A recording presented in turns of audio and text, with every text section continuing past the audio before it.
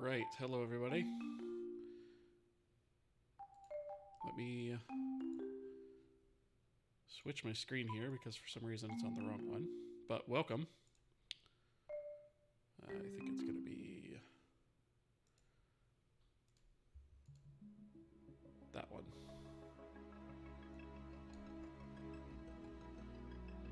So welcome to the stream, everybody. Hope everybody's doing okay tonight. We have a few things on the agenda tonight. So one of those things is I am actually going to be testing a couple of things out here, including a new camera setup. Speaking of which, see that I've got the transparency still on there, so let me turn that off because I don't have the green screen on tonight. So let me turn those filters off. There. That should be better. Oh, that appears to have frozen it though. Alright, but the other camera still works. So that's good. So this is one of the things I wanted to test actually. Was I dug out an old webcam that I have that gives a little bit wider of an angle. So I'm going to test that tonight. I still have the old one here as well, but I think for tonight I'm going to try this one and see how it goes. You guys let me know what you think. Alright, so tonight we have a couple things on the agenda. Where we left off last time was at the very end of the stream. We were trying to fix an issue that cropped up on macOS, and I got like 90% of the way there, but then determined that the plugin that I was trying to use also wasn't supported. So I had to sort of do a little bit of research off camera, and I have a fix for that. And we're going to quickly go through that, and then we're going to jump into some more editor Gizmo stuff. So that is the plan for tonight. We're getting started a little bit early tonight in the hopes that we can make some decent progress on that.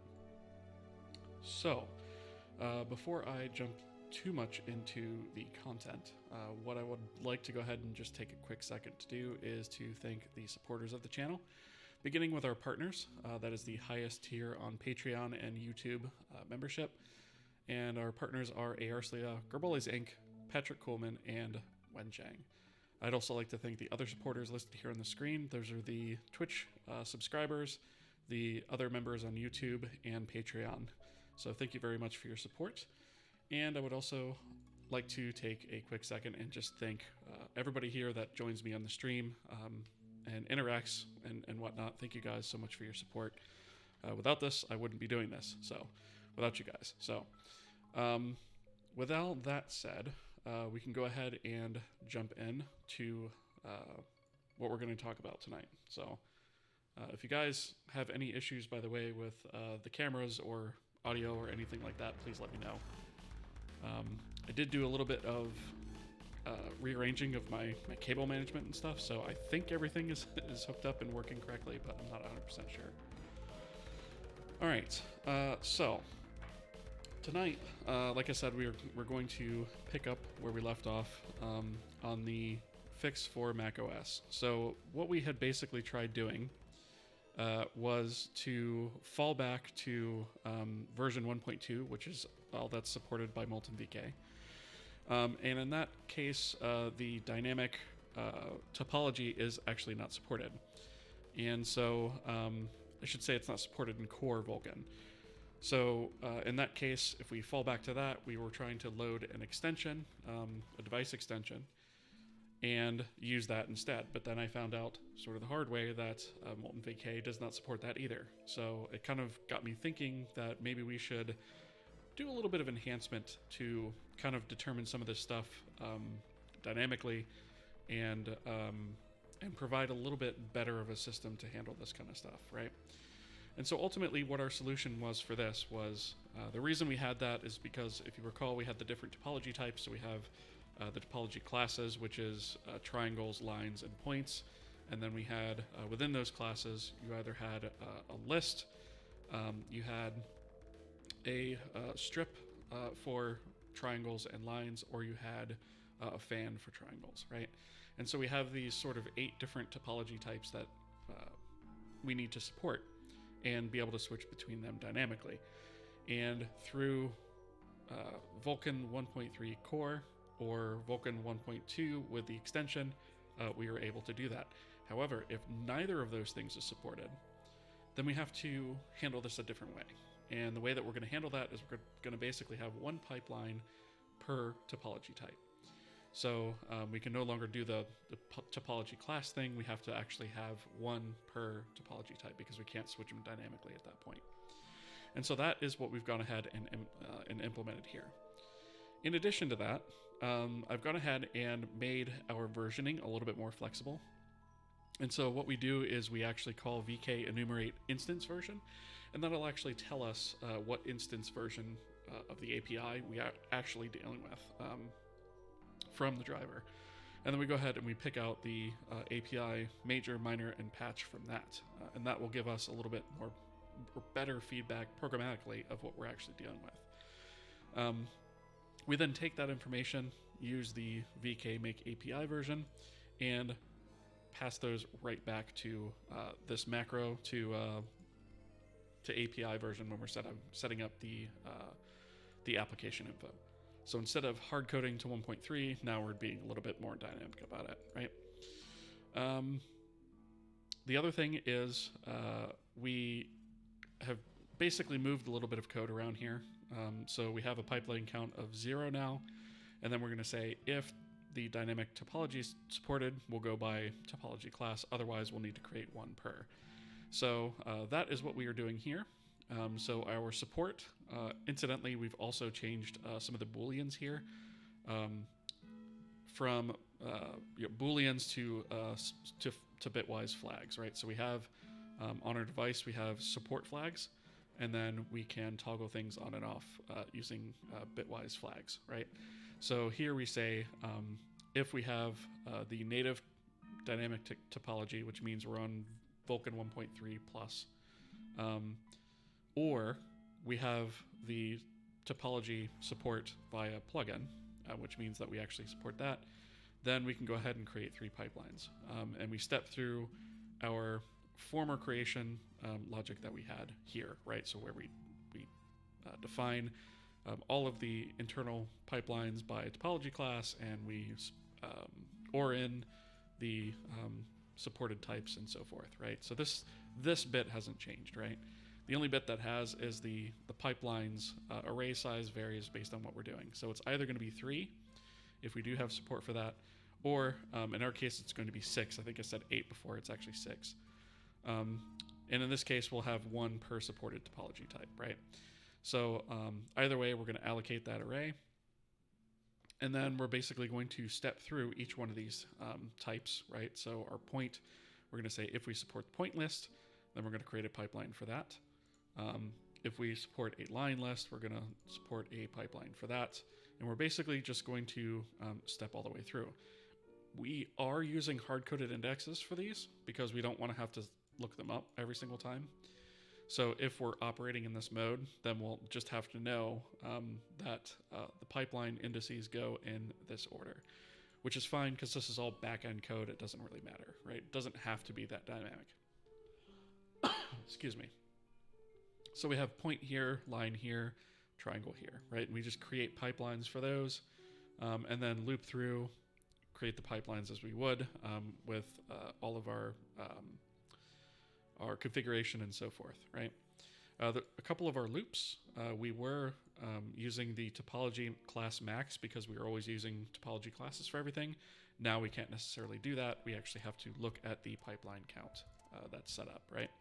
So that's the changes for that. Here is just a quick change to our pipeline bind, or I should say our shader use that calls pipeline bind. And then in the case of our primitive topology, we're replacing just this single call with an if statement to say, hey, if we're using dynamic topology, use this one. Native, rather. If we're not using native, but we support the fallback, use that instead. Otherwise, don't do anything. And then in Vulkan device, we've added a little bit of logic around extensions as well to make this a little bit more robust. So before we were just saying, okay, if macOS portability is required, then we're going to have 2 extensions, otherwise we're going to have 1. This wasn't quite flexible enough to also take into account any other things that we might be doing. So what I've gone ahead and done here is just set up an array of extension names that's of size 4 for right now, and we can always extend this. And we basically just go through this logic, incrementing the index as we go. So the first one is going to be the swap chain extension name, which obviously we're always going to need. If we have portability required, then we go ahead and add that one to there, increase the index. If dynamic topology is not supported, but it is supported via extension, then we go ahead and add the extension here. And then we also added something else for smooth lines. So this was actually something that somebody brought up in the YouTube comments about anti-aliasing and specifically our new lines that we are drawing for our debug, right? And so we actually are loading an extension for that as well called line rasterization, right? So we're loading that extension as well. And that's if the device supports that, right? So we've added some logic in there for that as well. So what we're doing here is in the device, when we're actually creating the device, we're using the index here instead of just extension count because we don't have that anymore. The index essentially becomes the count, right? Because we increment it every time here. And then what we do is we say, okay, well, do we have VK extended dynamic state?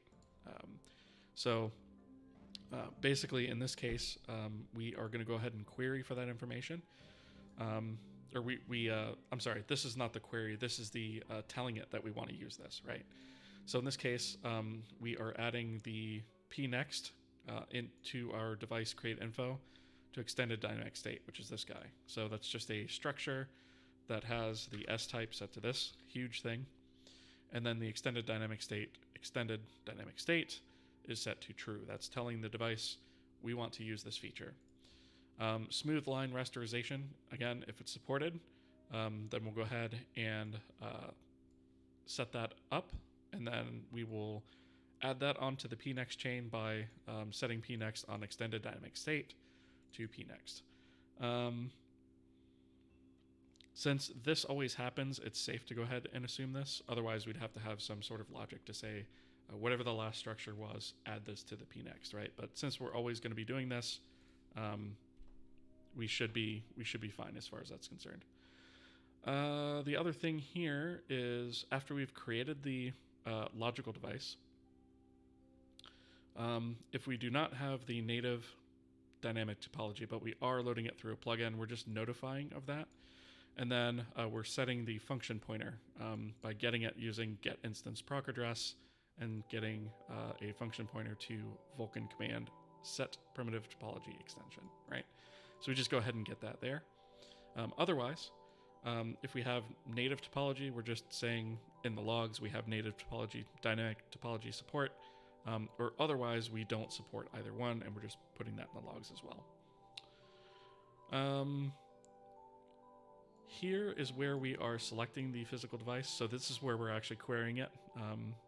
And so basically what we do here is we use the physical device features 2, which is what this structure extends. So we add that to the pnext, and this is what will tell us whether the dynamic state is supported via plugin.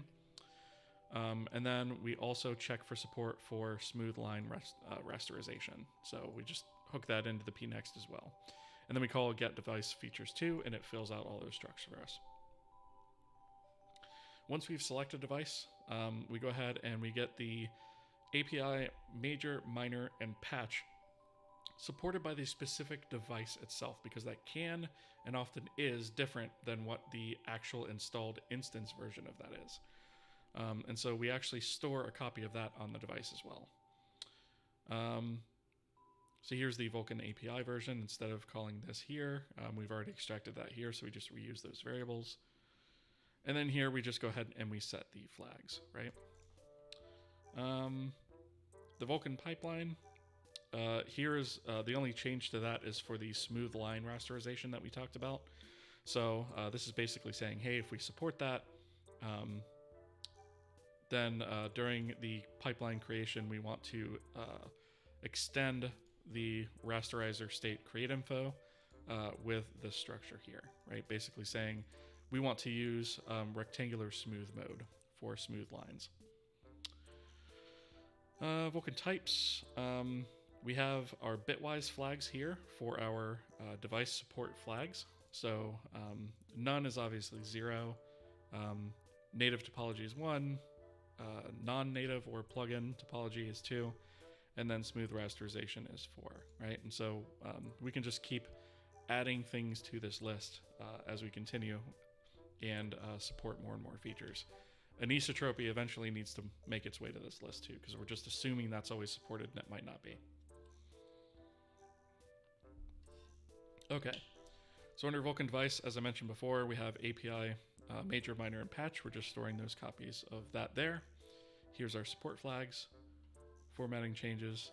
Here's our Vulkan context. So this is the instance level API major version, minor version, and patch version. On the context, we also store the pointer function, or the function pointer rather, to set primitive topology extension if we support that, right? So if we have to dynamically load that, that's where we store that. Then I also fixed a small bug that was reported because I was in there and kind of just saw it anyways. And that was where we were creating the Vulkan debug object tag, which we're not actually using yet. We were sending the wrong structure type through. So we were saying object name info extension. This should have been object tag info extension. So we've actually resolved that, and that was this guy here. So this is actually going to wind up being closed, right? And that is all there is to the Mac fix, right? So I just wanted to sort of get that out of the way so that we can move on. So I'm going to go ahead and merge this.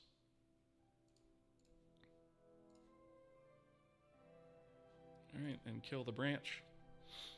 And then over here, this bug is now closed, 142, okay? So one thing I do want to mention is at some point, we are going to be coming in here and resolving these bugs. We're going to do another bug pass, right? Some of these things are more long-term things, but some of these are definitely things that we can tackle, right? So just be aware that whenever you guys do report bugs, I do see them. It's just not something I'm always necessarily able to handle right away. Something like this guy is probably easy to fix, right? But something like this one may not be. Anyway, with all of that, we are going to jump back into Gizmos. So let me do a build debug. And I'm also going to pull up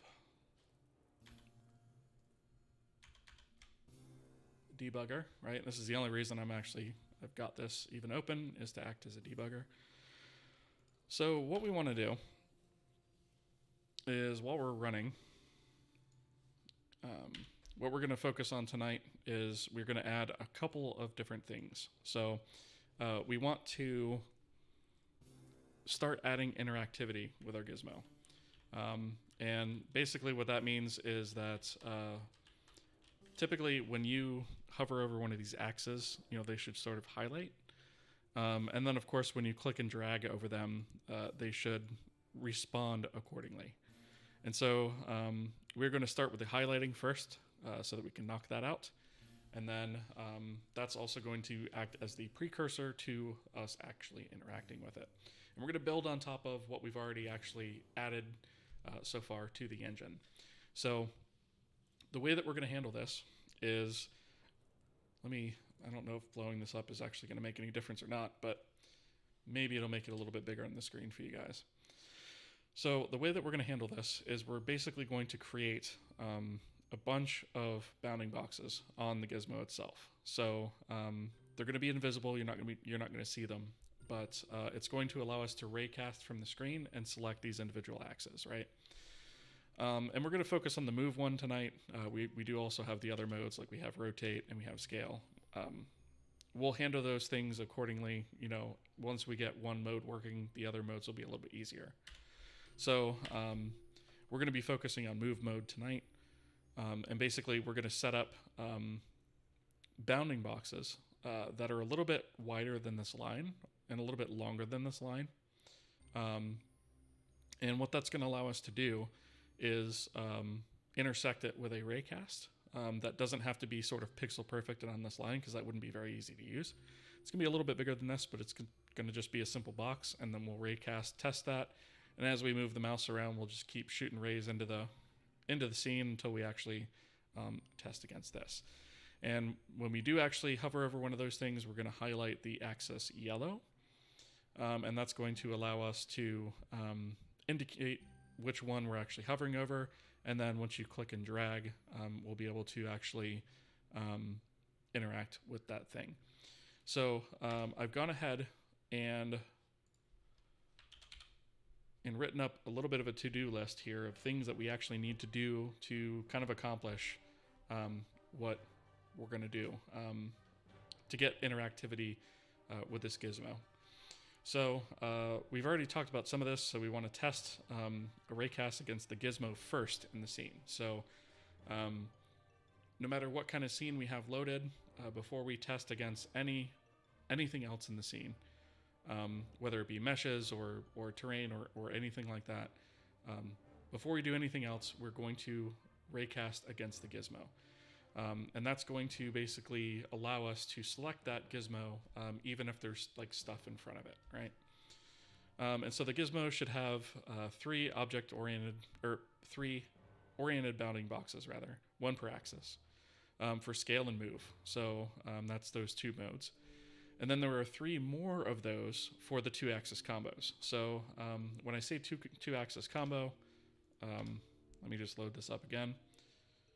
When I say two-axis combo, what I'm talking about is this right here. So when we created this gizmo, we created it with these extra lines here around these boxes. And so if we hover over this space, we should be grabbing the X and the Y. If we hover over this space, we should be grabbing the Y and the Z. And if we hover over this space, we should be getting the Z and the X, right? And then we're also going to support the ability to move by all three axes, right? And that's going to be basically hovering over the very center point here. So that's what we're talking about there. So we have 3 and 3 listed here. There is, yes, finally one more for all three axes in the center. Rotation is either going to use 3 oriented bounding boxes, one surrounding each of the rings. I'm not sure yet. I haven't decided. Or maybe if we can, maybe cylinders. That may be a little bit more complicated math-wise, so we have to be careful and keep this light. So we'll kind of see what works better there. So if a hit is found, specifically on one of those bounding boxes, then we're going to flip to a sort of manipulating gizmo. Sorry, that was my phone alarm there. We're going to flip to a manipulating gizmo state, unless the state is none. And this may or may not change depending on how we wind up coding interactivity. This is just kind of what I was thinking when I kind of wrote all this out. So next we need to determine the gizmo mode and act accordingly. So for move, we basically need to say, hey, which axis has been hit? Is it X, Y, Z? A combo of 2 or 3, and we need to create an imaginary plane on that axis. So you know what, let me pull up good old GIMP here to illustrate what we're talking about. So if we have our gizmo, right? And I'm just going to keep this to 3 axes for right now. And let's say that I'll go ahead and use red. We'll talk about the x-axis, right? let's say that we hover over, whoops, did I not change the color?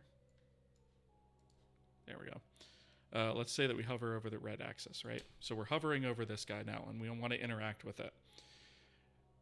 How do we actually know what direction to move this in as we drag it, right? Because remember, our mouse coordinates are 2D, and the gizmo is in 3D coordinates. So we don't really have a way to say, you know, sort of move into depth this way, right? Or, you know, there's all kinds of things that take place, like orientation of the gizmo and things like that, to take into account, right? And when you're going from 2D to 3D, it's not quite as straightforward as you might think to be able to just say, okay, well, I move the mouse on the x-axis, move that. I move the mouse on the y-axis, move the y-axis. It's not going to work that way, right? What you actually have to do is you need to generate, I'll go with a light gray color here. Yeah. What we need to do is basically determine what axis we're trying to move and generate an imaginary plane behind that, right? Basically aligned with that axis, right? This is obviously not to scale, right? So this imaginary plane will have an origin at the same place as the gizmo, right? So its origin would look something like this in space, right? And basically what we're going to do is we are going to raycast onto that plane in different places, right? So as we move the mouse in the scene, we're going to raycast onto that imaginary plane, right? And so another example of this is, let's say we were on the z-axis, right? So that's going to be blue. If we were on the z-axis, oops, I didn't change it again. Dang it. So let's say we're on the z-axis, right? So that's that one. Grab the same color gray. So that imaginary plane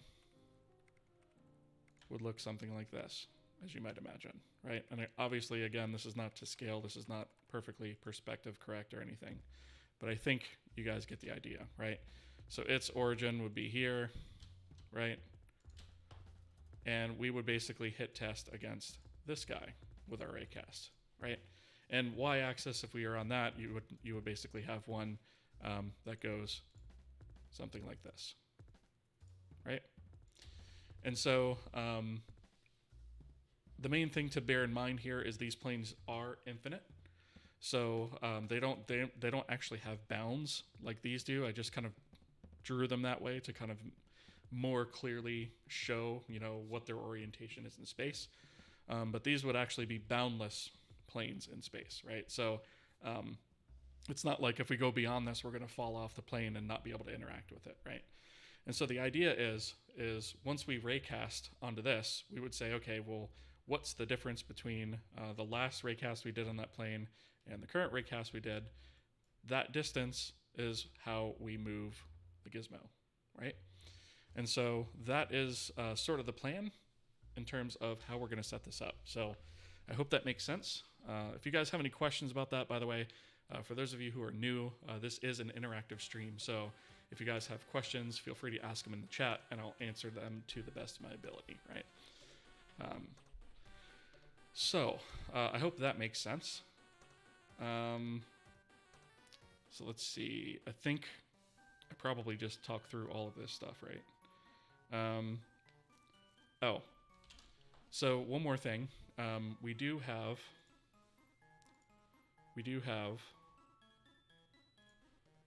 our combination axes, right? And so if we are doing a combination axis, right, where we're doing translating two axes at once, then the plane would essentially be oriented to both of those axes, or the average between those two axes, right? So it'd basically be halfway between both. and then our plane would be oriented that way in space. And then the only other thing to think about is there is that center bit, right? So there's going to be the center bit here that we can click on to, whoops, we got ads.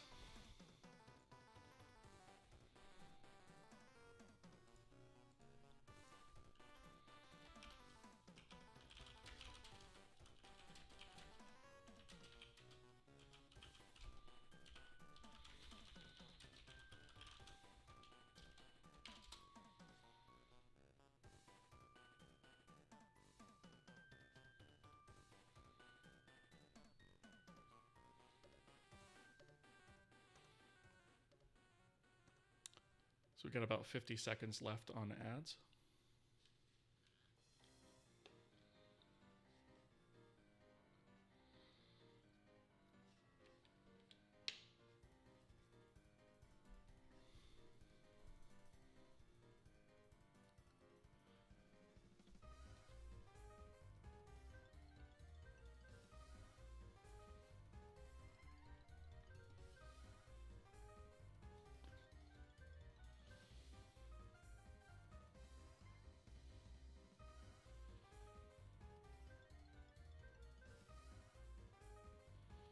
Fifteen seconds.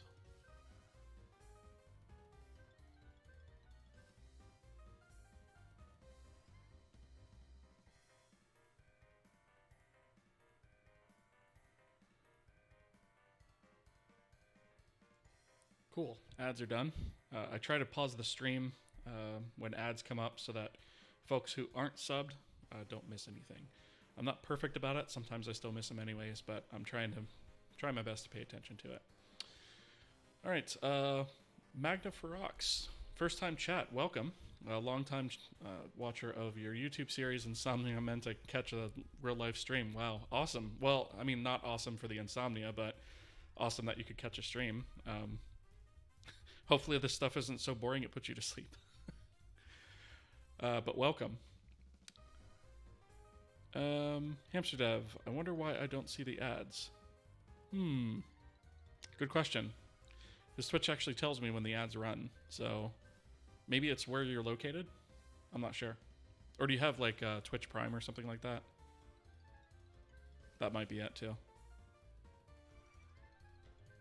Anyway, all right, so yes, where we were talking about before. So if we click this this center portion and we want to translate this, the way that we're going to handle this is we're going to create a plane that is oriented to face the camera, right?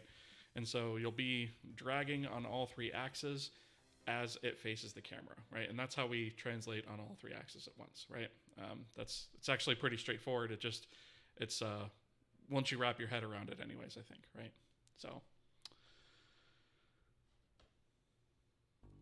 either way, it would be a win. I get to sleep or I learn. Hey, that's fair enough. I totally get that. And the on-demand videos are always available on YouTube afterwards anyway, so if you do miss it, you can always catch it there.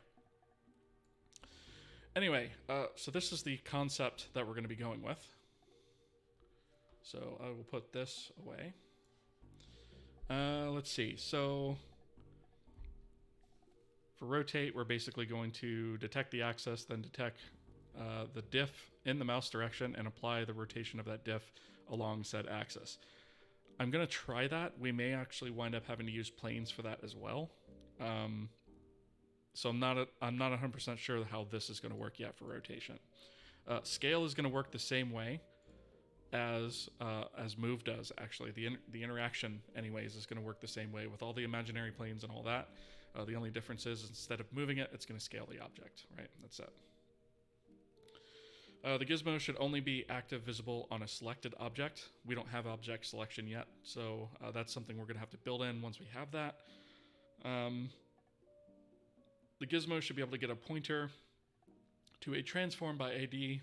This transform is what is edited. So it is important to note that as well, is that when we select an object in the scene, we are actually going to be essentially selecting its transform. And that transform is what's going to be fed to the Gizmo, and the Gizmo is going to edit that, and that in turn will edit the object. So there is that. Before editing begins, a copy of the transform should be taken beforehand to allow canceling of the operation. So that's another thing. And a lot of software packages like Blender, 3D Studio Max, things like that. Let's say as you're in the middle of rotating and you're holding down the left mouse button and you click the right mouse button or you hit escape, we should be able to cancel that operation and revert it, right? So that's something we'll build in later once we have all the other stuff working, but it's something to consider.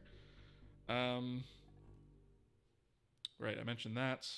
And undo will be handled later by an undo stack, which actually technically has nothing to do with the Gizmo. So this is sort of our to-do list that we're going to be working from, and that's what we're going to be building. So with all of that said, there are a few things that we need to knock out in order to actually support all of this stuff. And one of those things is actually in our input system. And technically our, I want to say our event system also needs an update. Yes, okay. So I've just got some notes here that I'm just reviewing just to make sure that I keep everything in my mind. All right, so the first thing that we're going to do is we're going to open up event.h, and we're going to put in some new events here. So we have a concept of event code button pressed, which is a mouse button, release, and move. What we don't have a concept of is the concept of dragging. And this is not something that I want to implement at a UI level or anything else. I don't want to implement this over and over to say, well, set state in this one place. If you press a button down, and then we'll say that's a dragging Boolean, and then we'll undo that Boolean when that same button is released, right? We don't want to have to implement that logic over and over again. We should do that in the input system and provide events for that. And so that is what we are actually going to do here. So there was one minor thing. I did notice this is a capital X here, which is actually kind of wrong. So I'm just going to swap that. And we're going to put all of our events here after the watch file deleted, right? Because we've been going in order of these, so they're not kind of with the other ones. That's unfortunate, but it is what it is sometimes, right? I don't necessarily like reordering enumerations. So here we want event code mouse. Let's see. Let's do dragged first, right?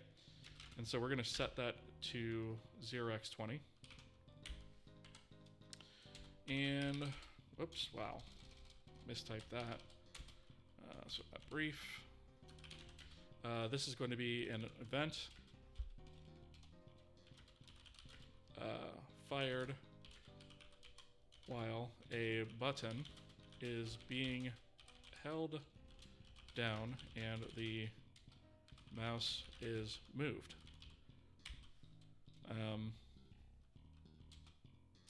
So we have three pieces of information, our context, usage. We have three pieces of information. So we want a U16 X, right? And that's going to be our context.data dot U16 sub 0, right? And then I'm actually just going to paste this a couple times. Right, so this is Y, and that's going to be sub 1. And then this is going to be button, which is going to be sub 2, right?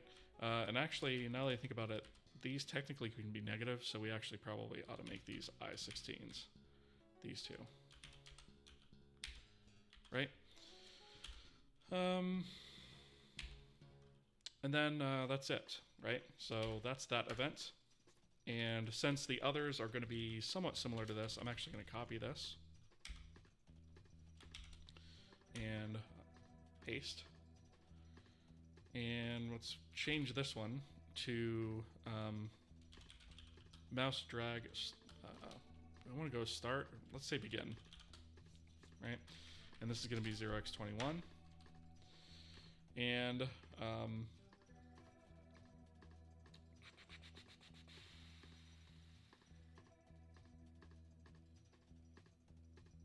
oh, you know what?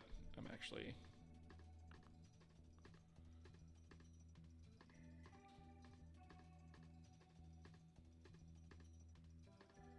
do have some holes up here in this. Well, whatever. I'm going to stick with these codes for now. So this is an event that's going to be fired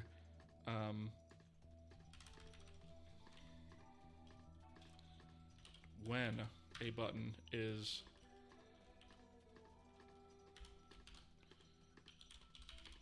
pressed and a mouse movement is done while it is pressed. Right, so you can think of this as like starting off a drag state, if you will. The data is going to wind up being the same, so we can leave that.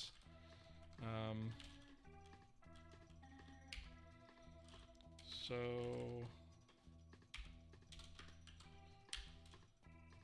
obviously we have a begin, we need an end, right? This is going to be 22, and released, right? So the event fired is when the button is released, and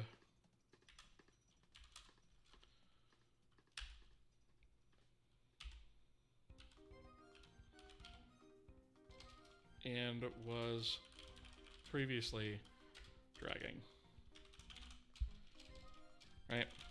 And so we need these different sort of definitions of drag events, because it'll make it a lot easier for us to determine what's actually going on, right? So I think those are all of the events that we need. And so we're going to switch over to input. We'll go to the H file first. And let's see, let's search for button, right? And we'll put this, let's put this at the end of the button, right? We need a new function to query, oops, input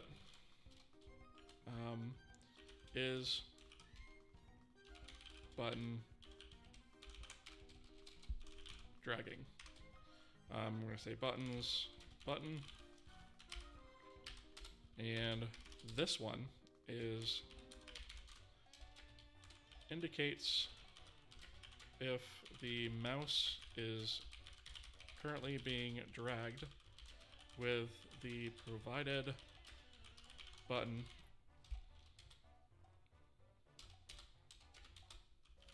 being held down, right? Param button, the button to check turns true if dragging, otherwise false. I'm going to spare you guys all the documentation comments. I'm just writing this one because it's like a super commonly used file, kind of all over the place. So let's go ahead and copy that, switch over to input C. Let's also do button, let's see, we're going to put this right here. All right, we'll delete the K API, and we'll fill this out in a second, right? So with that, the next thing that we're going to need to do is we're going to need to set up an internal drag state for each one of these buttons. Now, I say that And I should mention that each individual button on the mouse, so the left button, the right button, and the middle mouse button, have their own drag events. So technically speaking, you can have them all activate at different times and use them at different times or simultaneously with the method that we're going to use here. So we're basically going to say B8 dragging button max buttons, right? So it looks exactly like the press down array, but this is going to indicate whether we're dragging for that particular button, right? So that's why our drag query is by button, right? So we can say here return. Actually, we need to do a sanity check first. So if not state pointer, we're going to return false because that's going to be the default state. Otherwise, we'll return a state pointer. That's going to be mouse current dragging button. Right? Cool.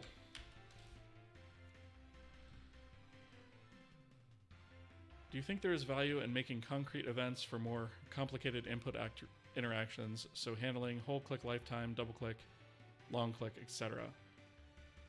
I would say so, yes.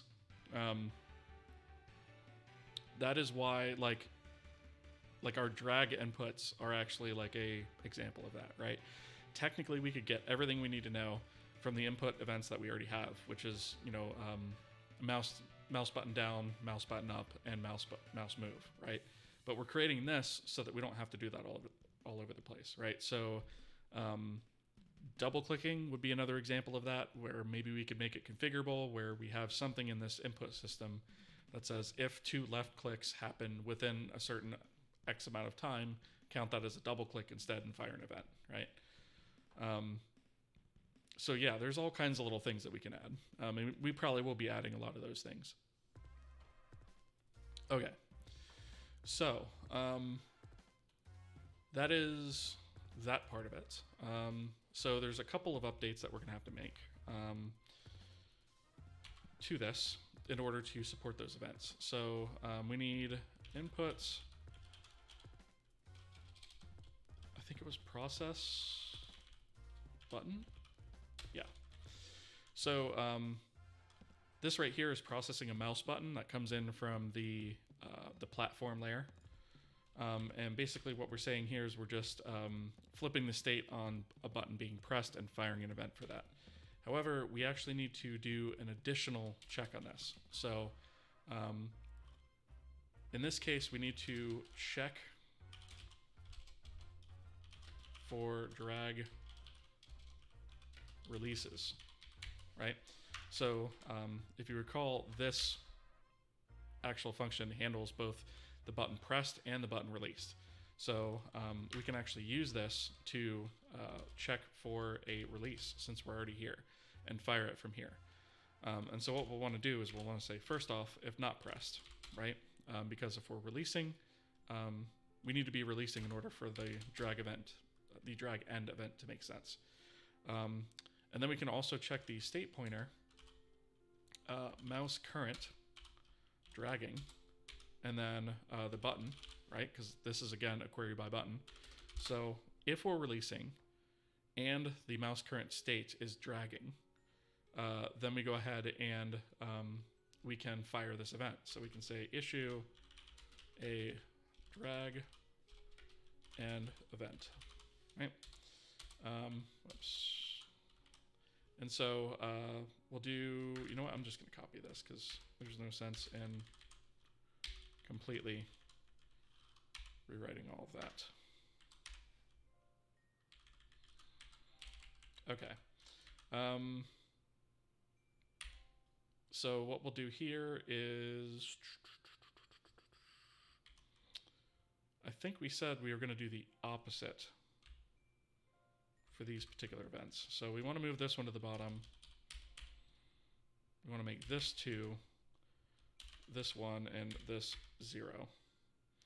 So we're going to send along the X and Y and the button, and the event fire code is going to be event code drag end. Right, and we'll pass along the context for that. But then, most importantly, in fact, we probably should do this even before we send off the message, right? In case we, for some reason, query it again. We need to set, actually, we need to set this Boolean, right? So we need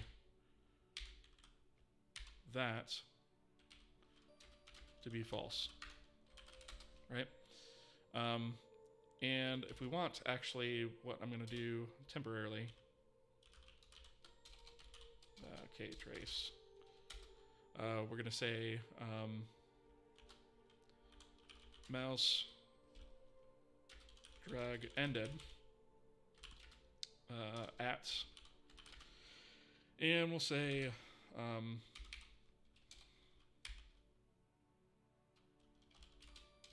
yeah, half integer, comma, half integer, and then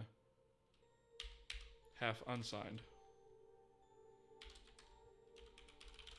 Right, so this will be X, Y. So X, Y, and button. Right, we'll just put a trace message in there so that we can easily see what's going on there. Don't I have...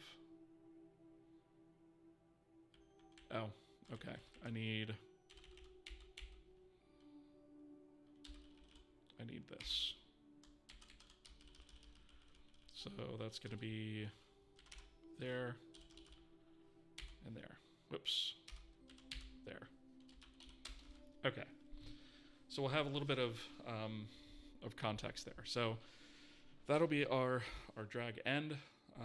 And then the next thing I think we're going to need is the mouse move, which I think is probably right here. Okay. So we are still going to do this within the check to see that the mouse coordinates are actually different. So after we do a mouse move event, what we're going to do is, and this is going to be slightly more complex than the end, right? Is we're actually going to loop through the buttons and determine whether or not that particular button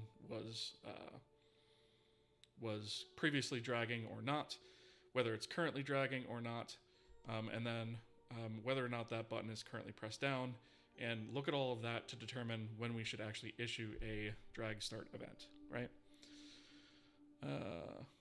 What's up? Hello, what's up? How are you doing tonight? So what we're going to do is for U16 I 0 I is less than button max buttons plus I, and then we'll say if state pointer mouse current buttons I, right? So we're going to see if that current button is held down. Check if the button is down first, right? Once we have that, then we're also going to check to see the state pointer. We want the state pointer previous dragging state. So we want to say if it was not previously dragging, and it is not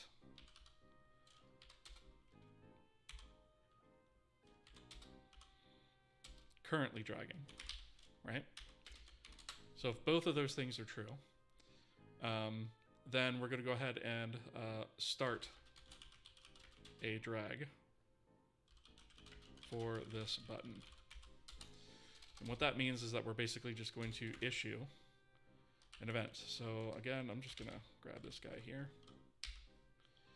and put him there. And because there's already an event context named context up here, I'm actually going to rename this guy. I wonder if I can get away with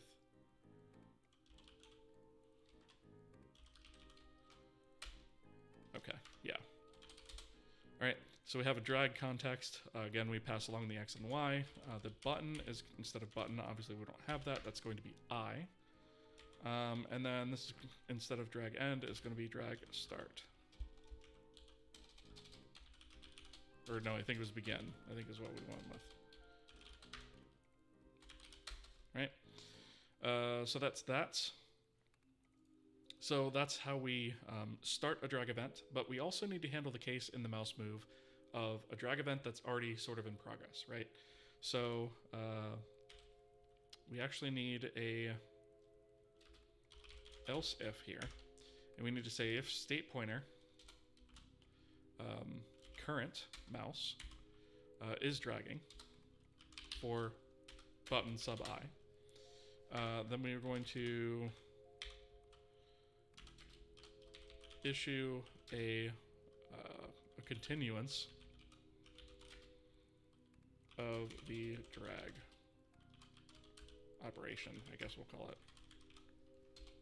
Right? And so that's going to mean that we need this again. And in this case, we're going to pass along the same data, except we're just going to change this to, what was it, dragging, I think? Or is it dragged? I think it was dragged. Yeah. Right? So we're basically just going to say, okay, we're just going to continue on with the drag. So now we have a begin, a dragged, sort of in the middle, and an end. And in fact, let me come up here and grab this debug message here. So I'm going to put one here and one here. I'm going to say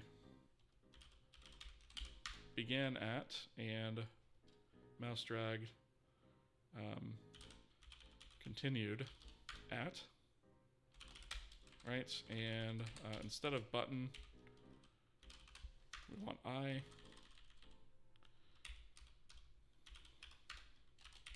Right? And then the only other thing we need to do is before we set this event or send this event again, like we did with the end above, we need to say state pointer mouse current dragging sub I equals true. Right?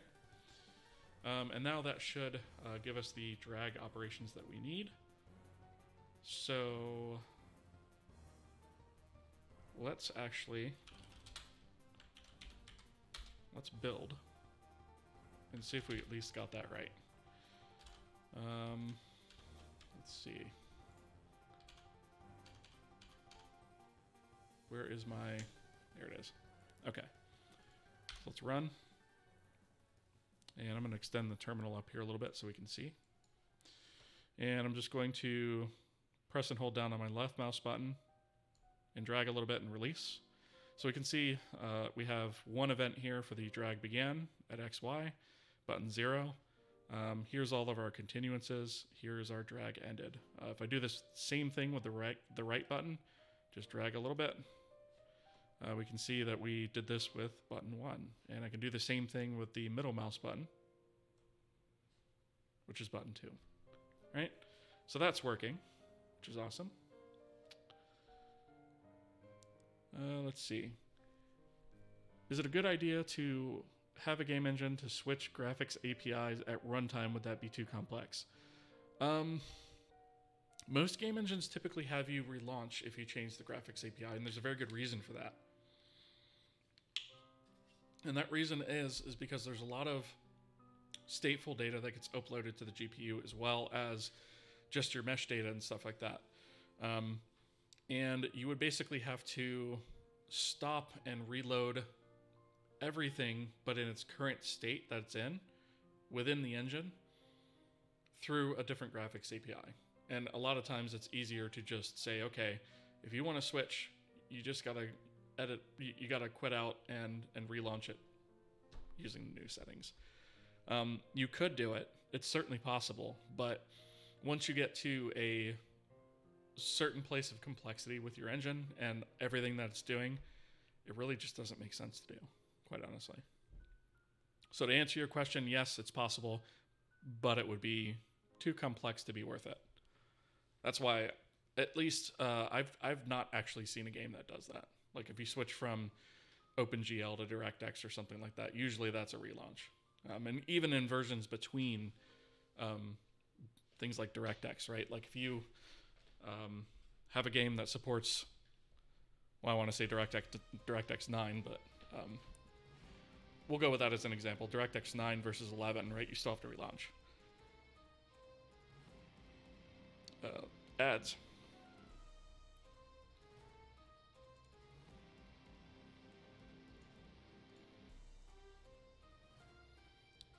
Be back in a minute. Just don't want anybody to miss anything.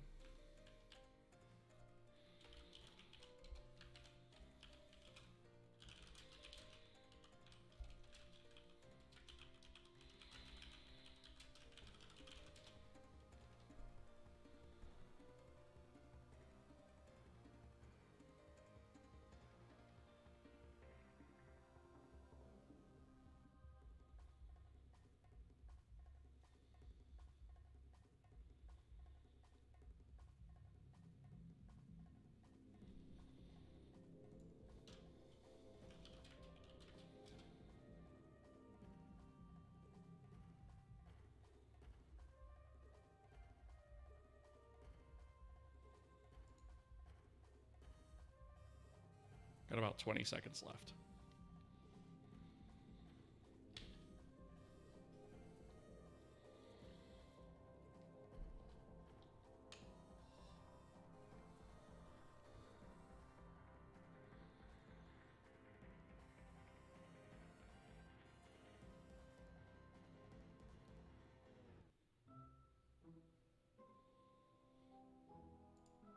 Okay, we are back. So, Path of Exile does it without relaunch. That's interesting. I've not played that, but I'm tempted to download it just to see what the heck it does. So I'm going to make a note of that and look into it, because I've not really seen too many examples of that. It certainly is possible, like I said. It's just your engine has to be aware that that can happen at any point and be able to restand up state in a way that it makes sense. Are you sure it changes the API? Maybe it's lying to you. It might do something like Signal Heavy Industries. Thank you so much for the follow. I appreciate that. It might do something like where you switch it and then it says relaunch required, but allows you to keep playing until you relaunch. That I've seen. Like even like World of Warcraft does that. So maybe that's what you're thinking. All right. So it looks like our drag system works, which is cool. So I'm gonna go ahead and comment out these trace messages because we don't need that much noise in the console. We know it works. But they'll be here in case we ever want to develop them. Or debug them, rather. Okay, so that is that. Now we are going to need a little bit of supporting work for another raycast operation. So let's go ahead and go to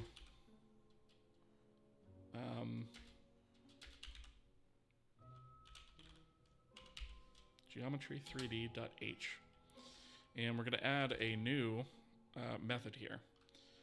So we need something, we've talked about planes and raycasts, right? But we don't actually have anything to check a raycast against the plane. So we need to add that. So we have KAPI because we need to expose this. We're going to say B8 and then raycast plane 3D. And this is going to take a constant pointer to array. It's going to take a constant pointer to a plane 3D. We'll just call that P. It's going to take a vector3 pointer. and we're going to call this out point. That's going to be the point of intersection. And then we also, are going to want a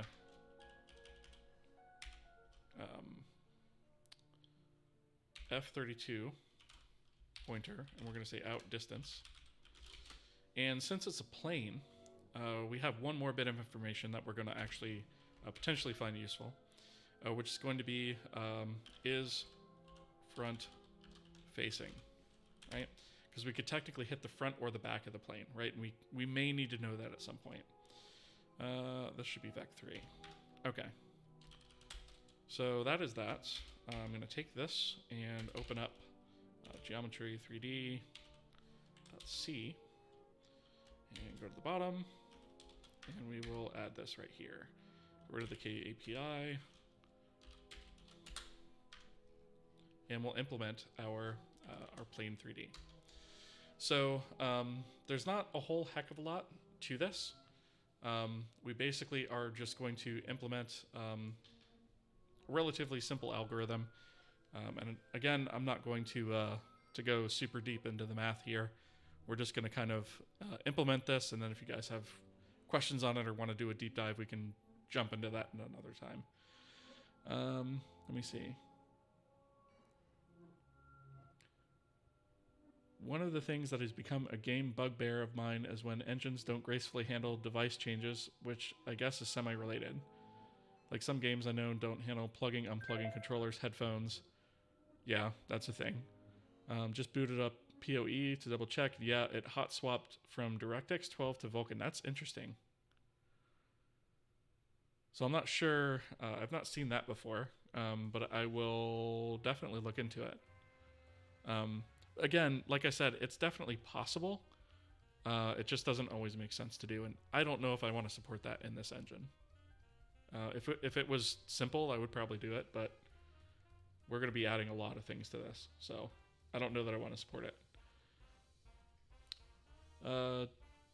Dimitri, thank you so much for the follow. I appreciate it. Thank you. Okay. So the first thing we're going to do is we are basically going to perform a quick check, sort of like a sanity check, and we're going to say t, and we're going to calculate t as vector3 dot, and we're going to take the dot product of the normal, so the plane's normal, and the ray's origin.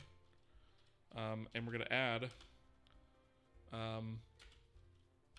the plane's distance to that, right? And we're going to take that and divide it by the dot product between the plane's normal, there we go, P normal, and the ray's direction. And if that winds up being less than 0, we're not going to use it. We're going to return false. We're going to say we do not have a collision here, right? After that, we are going to set the collision point. So we're going to say dereference out point, and we're going to say vec3 add, and we're going to add the ray's origin.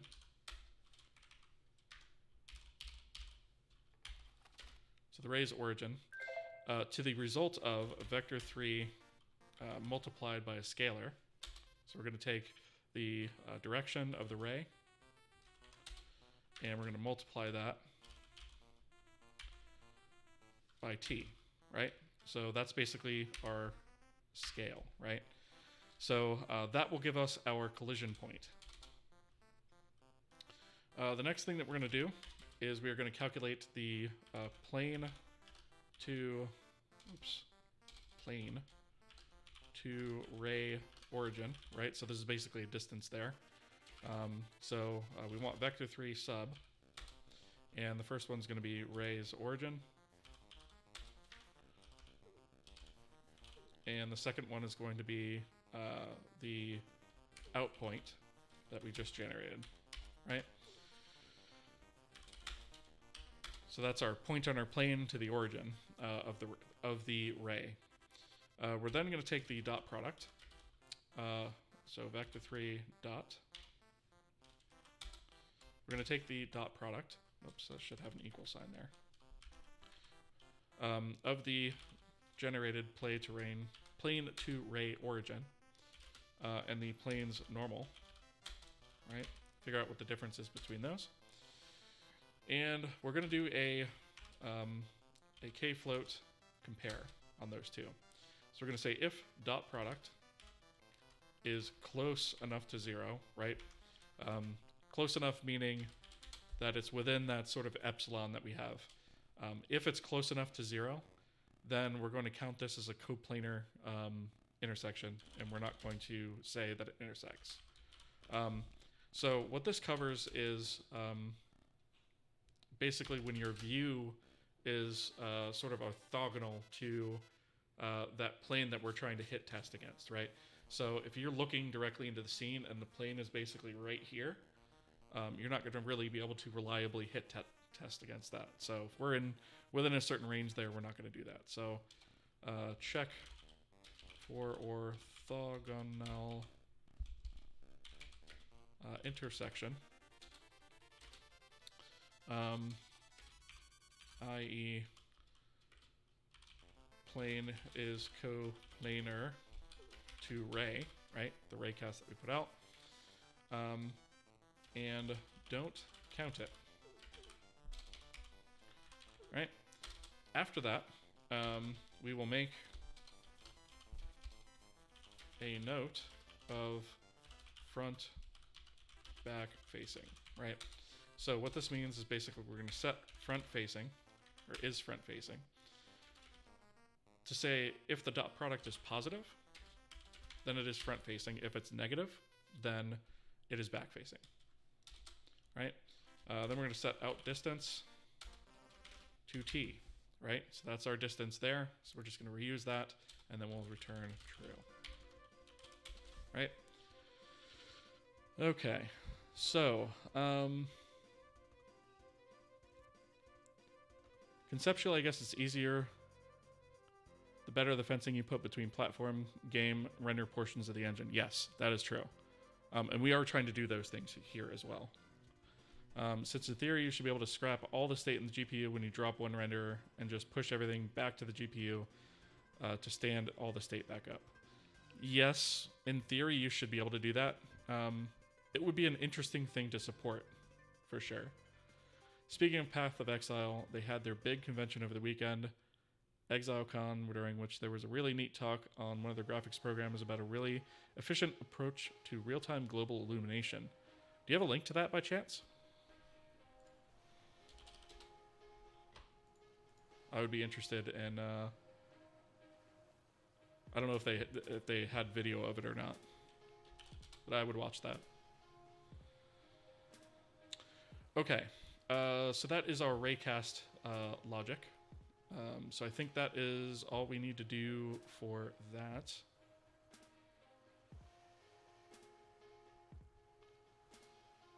The guy has a personal YouTube channel too. Cool.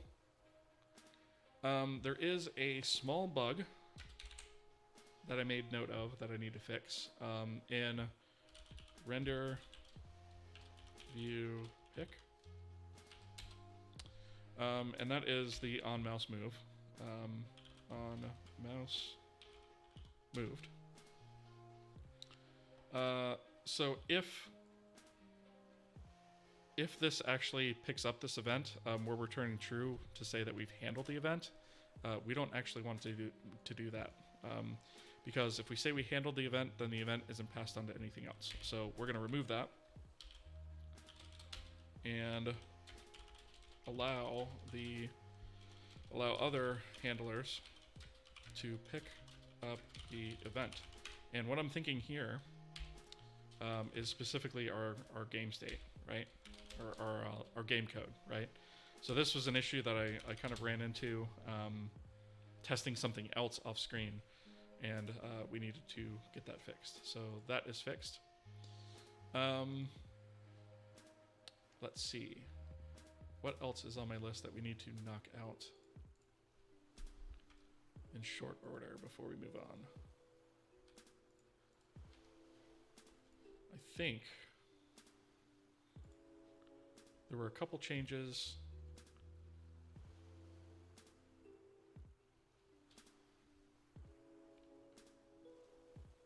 Yeah, okay.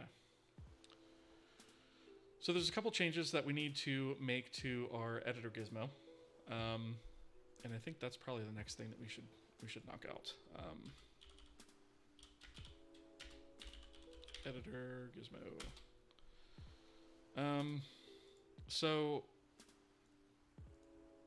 the first thing that we're going to need to do is our editor Gizmo is going to need to have a little bit of functionality added to it to handle some of these interactions that we're talking about. So some of those interactions that we're talking about are going to take an array cast. So we actually need to forward declare the array structure. GK Fried and Rick Yoa, thank you so much for the follow. I appreciate that. All right. And then the other thing that we want to do is we need to actually type def another enumeration. And this we're going to call editor Gizmo interaction type. And these are some of the interactions, the types of interactions rather, that we are going to have. So, Amacorn, thank you so much for the follow. I appreciate that. So,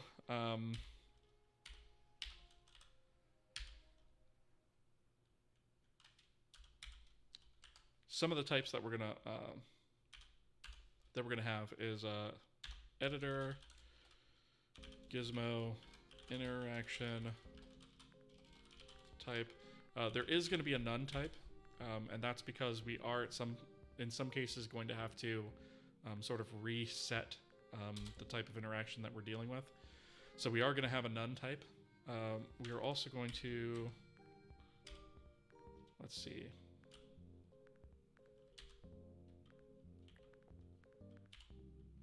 Keep hitting the wrong buttons here. We are also going to have mouse hover. We're going to have editor Gizmo interaction type mouse down. Editor Gizmo interaction type mouse drag. Editor Gizmo interaction type mouse up, and editor Gizmo interaction type cancel. We're going to be extending this, and we may or may not use these up and down mouse states, but for now I do want to include them. The primary ones we're going to implement in this stream is going to be the hover and the drag, right? So those two. All right, so we've got that. The next thing that we're going to have to do is we're going to have to expand our Gizmo data a little bit because we have a little bit more state information that we need to hold on to. So the first thing that we're going to do is, remember we talked about bounding boxes for hit detection on each axis. So we need a U32, whoops, still have caps lock on. We need a U32 extents count. And we also need an array of extents 3D. We'll call this mode extents, right? We are also going to need to know U8, the current axis index, and we'll get into that a little bit, but basically that is what axis we're currently interacting with, right? So we talked about the X, Y, Z, the combination axis, and so forth. So each one of those will basically be assigned a different index, and we'll interact with that accordingly. We need a plane 3D. We're going to call this an interaction plane. That's that imaginary plane that we've discussed in theory. We need a vector 3 interaction start position, and we need a vector 3 last interaction position, right? And we use these to get diffs on our input once we're dragging over that control.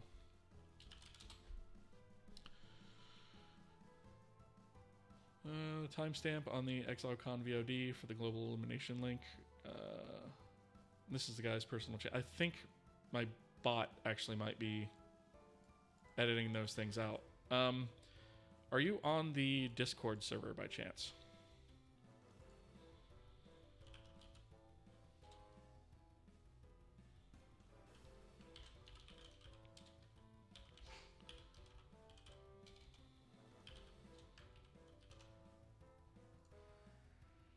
Yeah, you can drop them there. Okay, sweet. Yeah, for anybody that does not have a link to the Discord,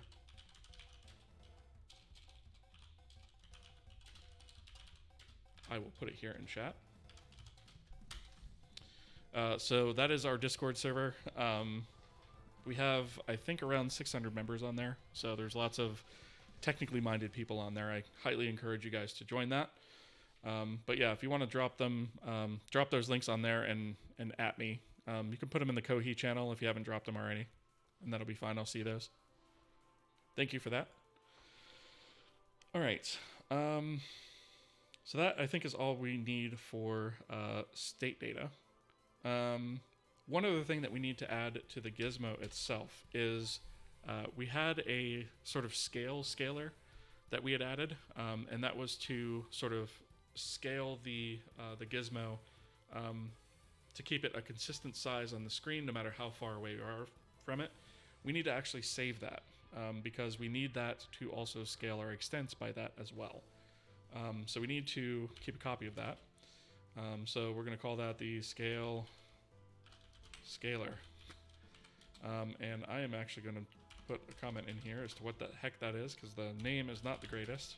And I might rename it if I think of something better, but used to keep the Gizmo a consistent size on the screen despite camera distance.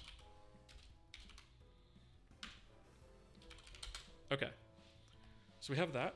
And then we also need to keep track of the current interaction type. So this is going to function a little bit sort of as a state, like a light state machine almost. So we're going to say editor Gizmo interaction type, and we'll say interaction.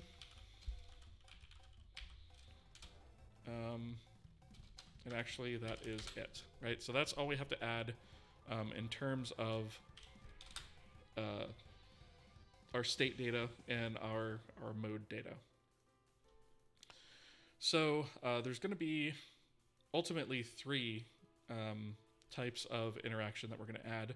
We're going to start with one of them, and then we'll implement the other two after we do that. So we're going to start with the hover one first, and then we're going to implement the drag and begin and end, right? But we're going to do this in a way that is a little bit flexible, where we can have different functionality depending on what mode we're activating, right? So in this case, we'll say editor Gizmo, and we'll say interaction begin. And this is going to take a editor Gizmo, editor Gizmo,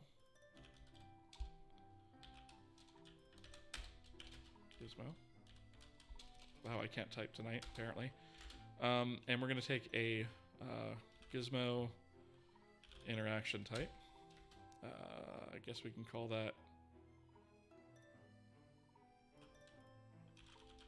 interaction type.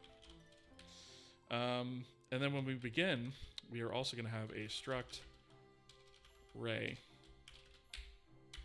passed in as well. And so we're going to say, start this type of interaction. Here's the ray cast for that interaction. And then here's the type of an interaction we're going to be using. Then we also have editor Gizmo interaction end. And for this one, editor Gizmo. For this one, we're just going to take in the Gizmo. Because whatever mode we're in, we're basically going to say, okay, just set the interaction type to none. And then perform any reset logic that we need to perform. to switch from one mode to the other. And then finally, the last one is editor Gizmo handle ray interaction.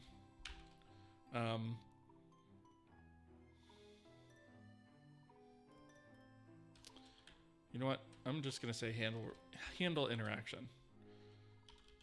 Editor Gizmo. We need the struct ray pointer. And then we need the editor Gizmo interaction type. And I believe that's it.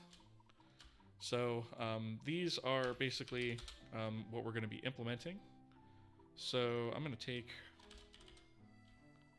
these guys and go to editor gizmo.c, and we'll go down here to the bottom and paste those.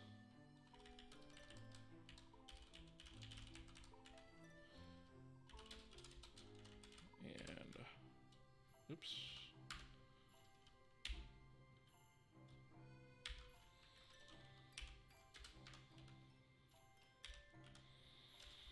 All right, so that one and that one. Cool. All right, so for now, these are going to be to do. And this is the one that we're going to implement for right now, because that is the one that is probably the most work out of all of them, right?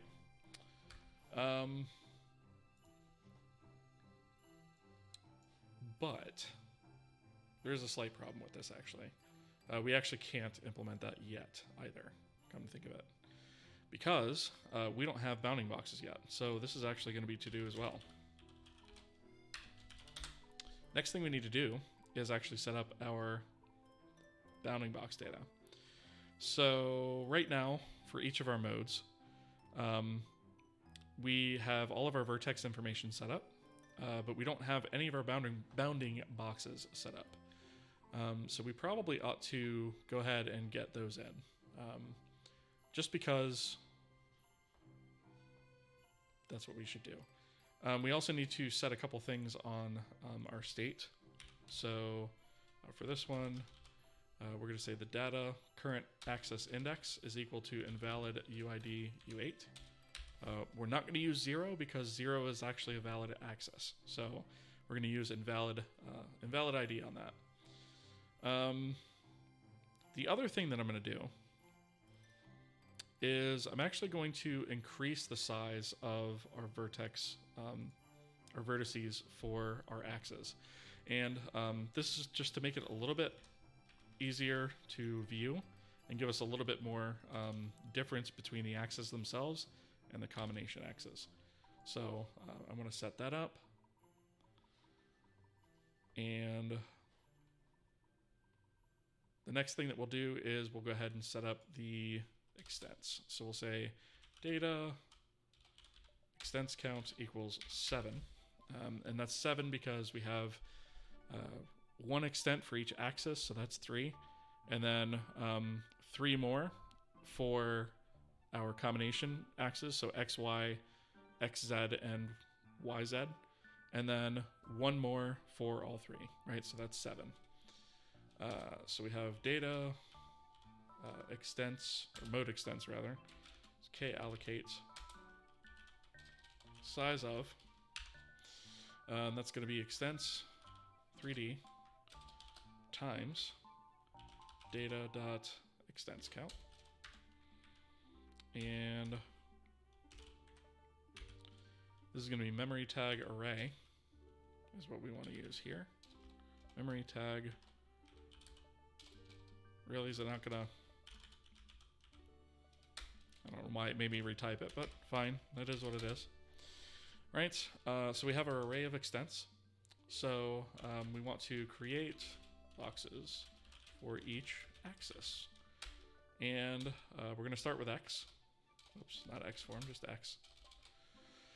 And we're going to say extents 3D, and we're going to get a pointer to this so that we can just kind of copy pasta the logic as we go down. So we're going to say EX, and we're going to take the address of data mode extents sub 0. So this is going to be the first one.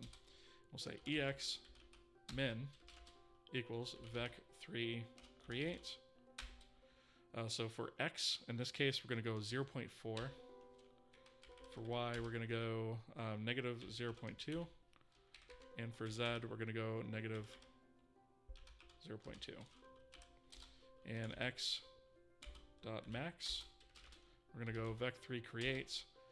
And this is going to be 2.1. And the reason we want it so large on that is because we want a very long selection rectangle in the x-axis, right? So that we can cover that sort of whole handle with that. Oops, I realize there are ads.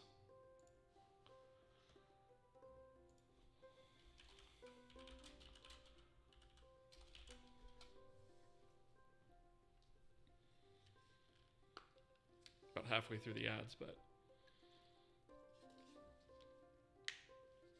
at least I kind of caught it.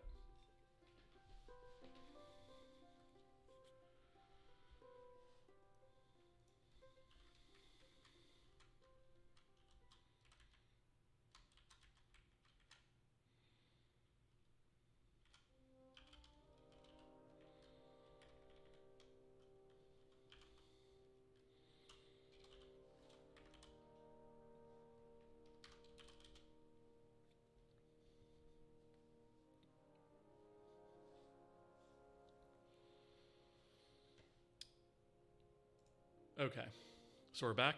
Sorry about that. I caught the ad break a little bit late there, but what I was basically saying in those last few seconds is our min is basically going to be sort of towards the center point where that box actually begins. And it's going to extend all the way out to a little bit past where that actual axis handle ends, just to kind of make it a little easier to go ahead and grab a hold of that.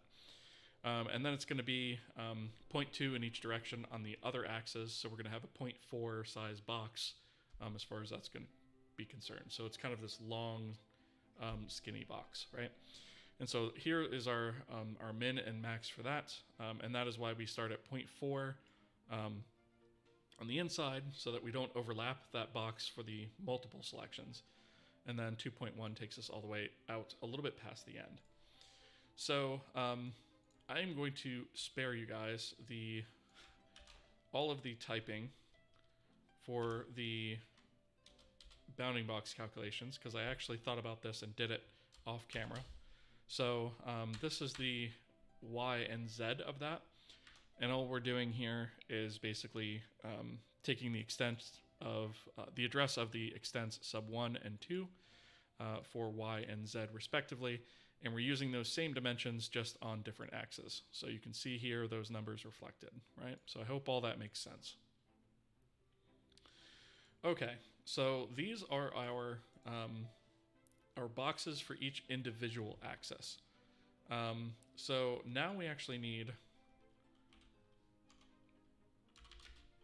boxes for combo axes, right? And these are going to be similar concept, but they are closer to the origin, if you will. And once again, to keep us from having to sit here and type all these out manually, I kind of typed them up off camera so that we don't waste a bunch of stream time going into it, right? So we have XY, XZ, and YZ, right? And this is for sub 3, 4, and 5 respectively, right? And so these boxes are very different in terms of size. So these go from 0.1 away from the center out until 0.5. So they do overlap that other box ever so slightly, but then they're sort of they're big this way and this way, but they're skinny this way, right? And that's just to keep them from being too chunky and accidentally getting hit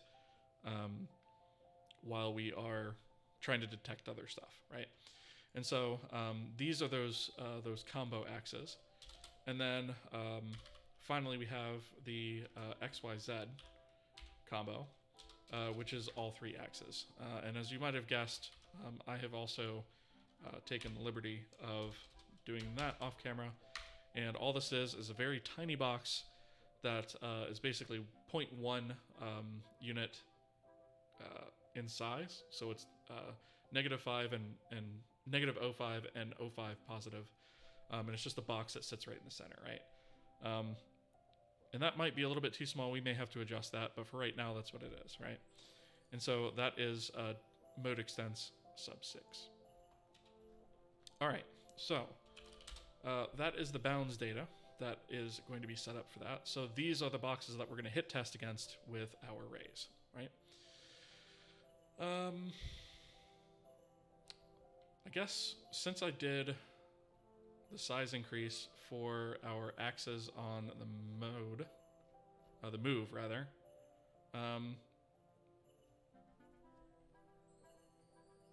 probably ought to. Well, I guess I already did it on scale. I guess I made it 2 on scale. Okay. I was thinking that I hadn't done that, but I guess I did. All right, cool. That works. All right, so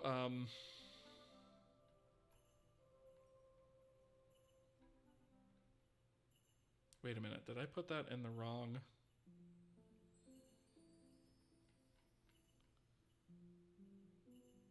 Oh, I put all that stuff in scale, and it should be... That was supposed to go up here.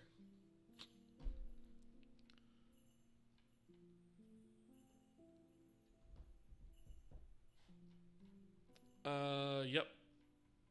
I put it in the wrong section. I put it under scale instead of position. All right, so these got to come back out. 'Cause these aren't valid for this. These are supposed to be in move. So that's my bad. I'm glad I caught that now. That would have been nasty to debug. So this is the move.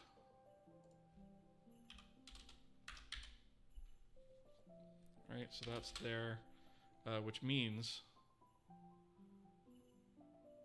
that our positions here need to be... I thought it was weird that I was like, I thought I had to do both, and I do. It's just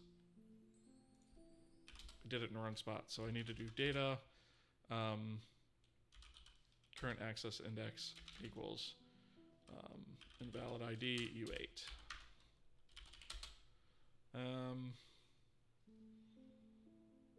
Okay. I think now I can leave that one there. I think now we're correct. Okay. Sorry about that. Sometimes I just mix things up. All right. So we don't need to load those into the GPU or anything like that. They are purely for hit tests, right? And so that is actually what we're going to start implementing now. So we are going to primarily focus on the interaction. So down here, we're going to, first off, we're going to do a sanity check to say if we don't have the Gizmo, or we don't have array, we're just going to return, right? Because there's nothing we can do about that. Otherwise, we will check first the Gizmo mode to say if that is in editor Gizmo mode move. If we're in move mode, then we can go ahead and extract the first off the mode data. So we'll editor mode data. We'll say data equals Gizmo mode data Gizmo mode, right? And we'll need the address of that. And once we have that, once we have that, we can go ahead and say if interaction type is equal to editor Gizmo interaction type mouse hover, which is initially what we're going to implement, right, for the sort of hover feedback. What we're going to do is we're going to check the bounds for each individual axis. So before we can do that, we need to forward declare a couple properties here. So we're going to say distance. We need mat for model, and we're going to get the transform world get, and that's going to be the Gizmo xform, right? So we're going to get wherever that is in the world, get its model. We're going to say U8 hit axis. We're going to set that to invalid ID, U8. And then we'll do an F32. We'll get the scale scalar, scale underscore scalar, right? And we're going to say Gizmo scale scalar, which I think I added that to the Gizmo, but now that I think about it, I don't know if I actually set that or not.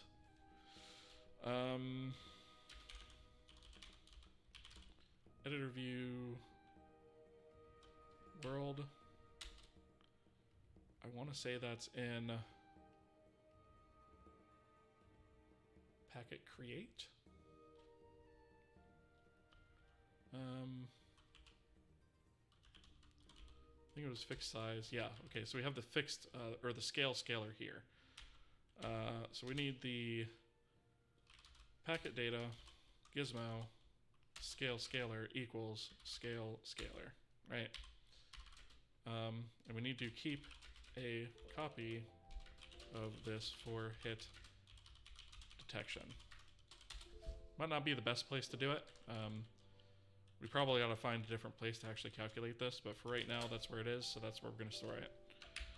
All right. So we have the scalar now. I think the next thing that we're going to have to do is, let me just double check my notes to see where I'm at. I think the next thing we're going to do is actually some hit detection here. So the first thing that we need to do is we need to create a mat for scale, and we need to say mat for scale, and in this case it's going to be a vector3 that's going to take in scale scalar 3 times, right? So we have a scale matrix for that, and then we can take the model matrix and mat for mol. Oops.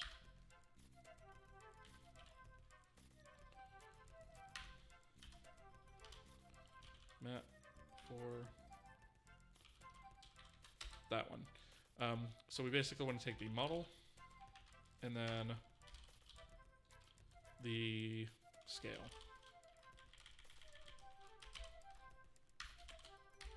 Right? So we're basically going to scale the model matrix of the Gizmo by that. And then loop through each axis combo. So when we loop through all of the axes and axis combos, we need to think about priority, right? Because if we don't do this right, we're going to have a hard time selecting some of the sort of smaller shapes that are inside. So what we're going to do is we're actually going to loop backwards over our indices for our extents. And the reason for that is because that center box that we hit detect for all 3 axes is very small, and it's surrounded by, you know, sort of the other 3 combo axes, and then the larger, even still, individual axes. And so we're going to start sort of and take a bottom-up approach and loop backwards to give higher priority to those inner boxes. And we're giving it higher priority by basically saying, if we get a hit on this one, break out of the loop, that's the one we're going to handle. Otherwise, move on to the others, right? So in this case, we're going to say for U32, we need an I32 here because we're doing a backwards loop. So I'm going to say I equals 6. And then we'll say as long as I is greater than -1 minus I, right? So loop backwards to give priority to combos since those hit boxes are much smaller. All right. So for each one of these, we're going to basically do our raycast test. So we'll say if raycast oriented extents, and then for this we'll say Gizmo. Do I need to? No, I can actually just say data. I can say data.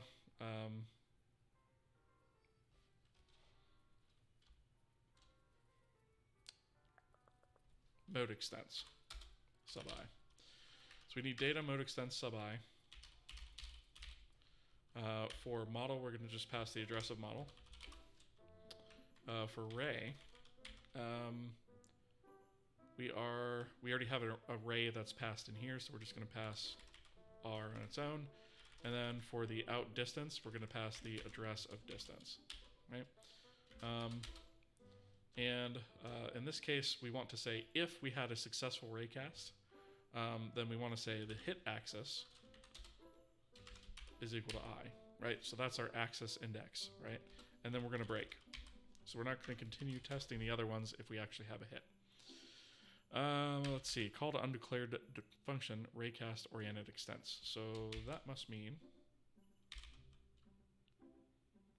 do we not have, we don't have it. So we need to include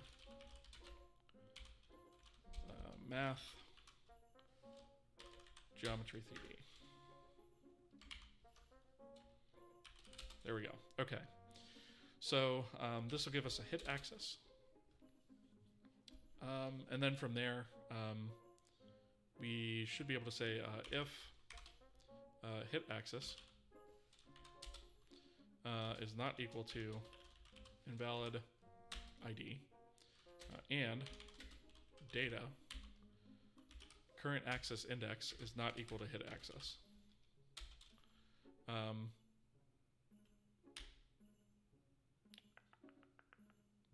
Actually, do we need this here?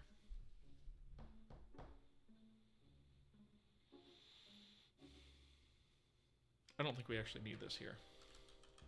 I was going to say we need to create the imaginary plane, but this is not where we should actually do that. So I'm going to remove that, actually. Ignore that. So what we actually have to do is we have to say if there was a change in the current hit axis, then we need to update the colors. So we'll say if data current axis index is not equal to hit index, or hit axis rather, then what we're going to say is data, first off, data current axis index equals hit axis, right? So we'll set that first. And then we'll do the main axis colors. So we'll set those first. So we'll say for U32 I equals 0, I is less than 3, plus I. And all we're going to do here is we're going to say if I equals hit axis, then we'll say data vertices, and then we're going to do a little bit of math here to get the correct vertex.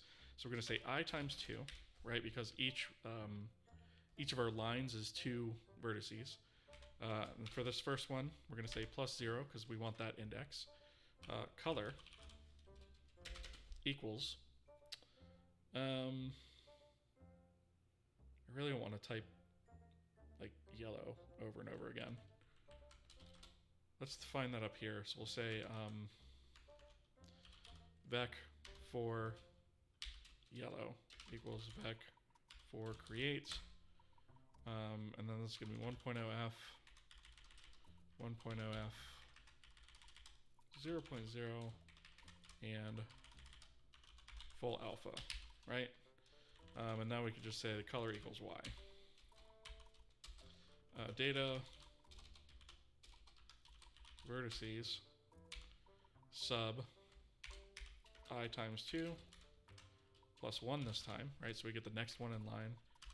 Color equals y. Okay. Else, we need to, basically set non-hit axes back to their original colors. So, the way we're going to do that is we're basically going to do the same data vertices, I times 2 plus 0, right? Color. And we're going to say this is equal to vec for create. And we're just going to set these all to 0 except alpha. Right, need the F there. 0.0f and 1.0f. Right? And then we're going to say, actually, it's going to be the same thing. So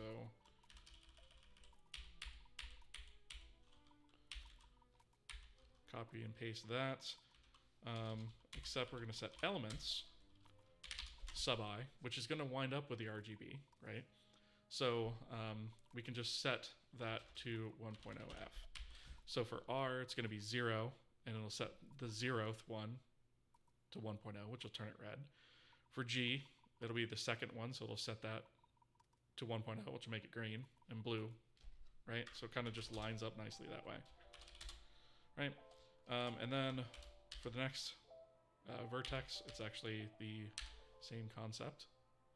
So we just need to change these to +1, right? Same concept. Let's go ahead also, because I know we're going to need these things in a minute. Let's go ahead and paste a couple copies. And we're going to say RGB.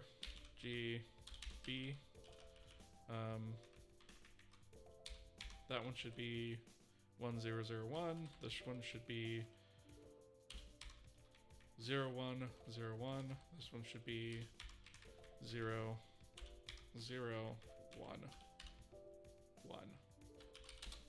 Right, because we're going to need those for sure. So those are the main axis colors. And then we need to set the combinations as well, right? And to spare you guys the typing, this is something that's kind of like super repetitive data.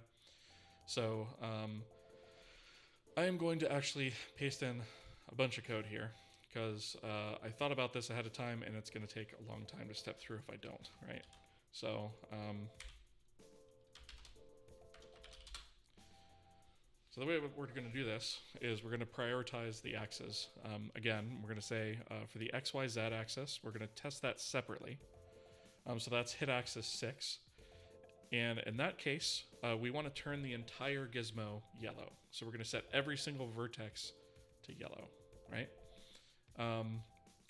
And then for, or otherwise, we're going to selectively turn things yellow. So if the hit axis is 3, then we want vertices 6 and 7 and 12 and 13 from the list, that huge list that we have. So we're going to set those selectively. And we're going to set those to yellow. Otherwise, we're going to set them to RNG. And same thing for 4. For the XZ combinations, we're just going to set the appropriate vertices to the appropriate colors. And same thing for this last one, right? So this is kind of a lot of repetitive code here, so I didn't really want to code like all of that live, right? Because I knew that was going to be very repetitive. All right, so now we need to do renderer geometry vertex update, and the geometry is going to be the address of data.geo, right? The offset is going to be 0 because we're updating the whole thing. We want data.vertex count and data.vertices. Chaos Theory 34, thank you so much for the follow. I appreciate that. So that should be everything that we need to do for highlighting, I believe. At least as far as the Gizmo is concerned, right? So the only other bit that I'm gonna have to add to get that to work, I think, was in probably testbed main, if I had to guess. Let me think about this for a second. Was it? Yes, it is going to be in testbed main. Okay. So, I guess the first thing that we're going to have to do is we're going to have to add a new method, which we're probably going to do towards the top, quite honestly.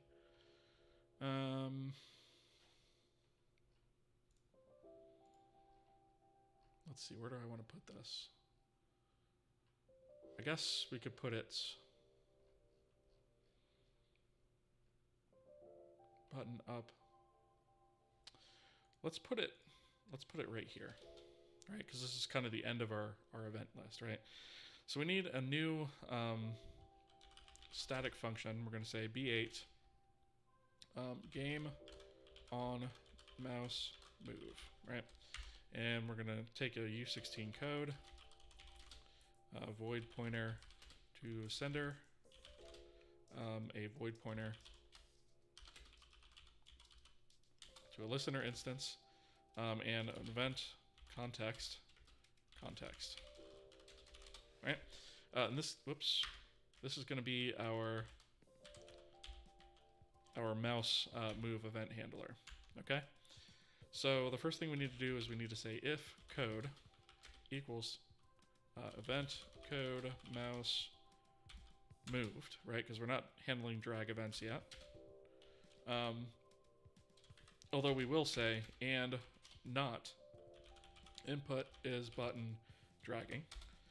And we want to check the button left. So we want to say if we've moved the mouse, but we are not dragging the mouse, right? Because that's an important distinction. Then we're going to go ahead and execute this code. So we want to say i16x, and we want to extract that from the context data i16 sub I. Whoops, not sub I, sub 0. And we will duplicate this, change that to y, change that to 1, right? So now we have our x and y. We do also need the testbed game state. Do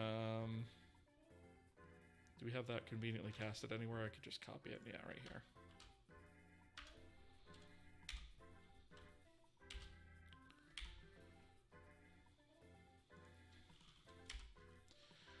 So we have the game state, which is just a cold cast of the listener instance, like a lot of our other events. We need to go ahead and get the mat for view matrix. So we're going to get the camera view get, and that's going to be state world camera. And we need to get the vec3 origin, which is going to be the camera's origin. So camera position get. State,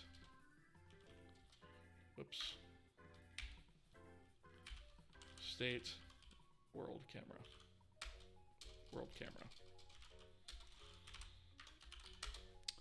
And I just realized ads are running again. So I'll break for a second.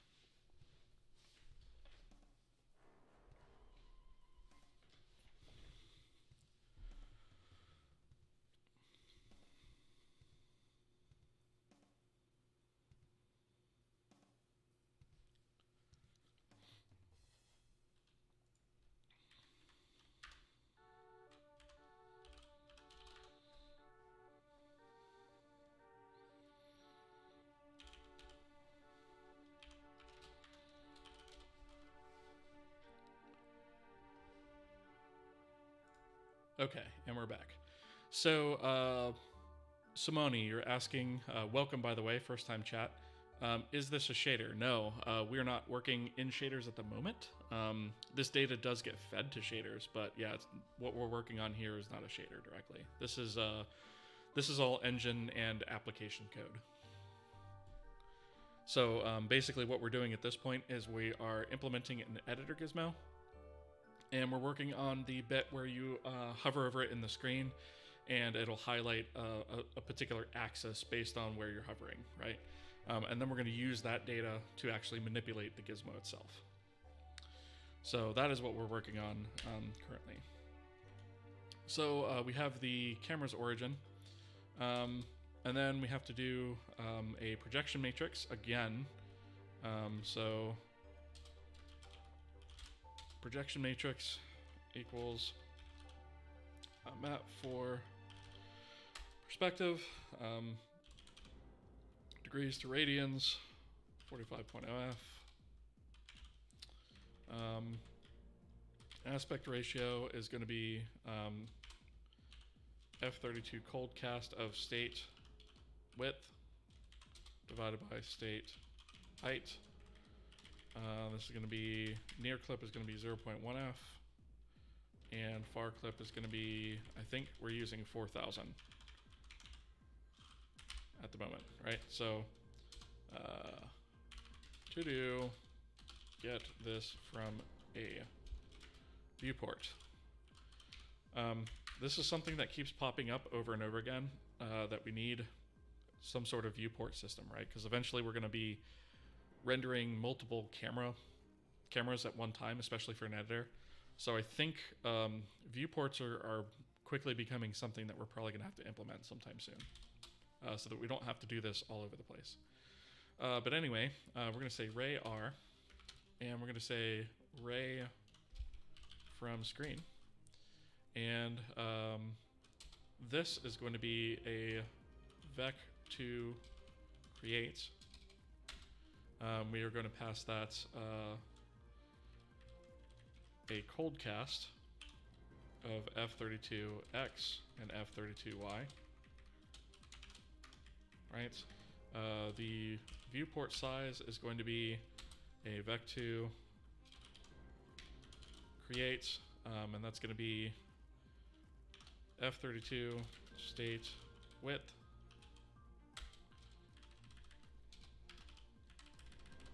Wow, I keep typing the wrong things right at the moment. And F32 state height. Okay. The origin is going to be passed through as is, so we don't need that. The view is also going to be passed through as is, and the projection matrix is going to be passed through as is. Okay. So that's creating an array from the screen. Arcane, thank you so much for the follow. I appreciate it. Thank you very much. All right, so now what we're going to do is we're going to call our new method that we just created for handling ray interactions. So we're going to say editor gizmo handle interaction. And we're going to pass the address of state gizmo. We're going to pass through R just as it is. And we're going to say editor gizmo interaction type mouse hover is the type of interaction we want to handle here.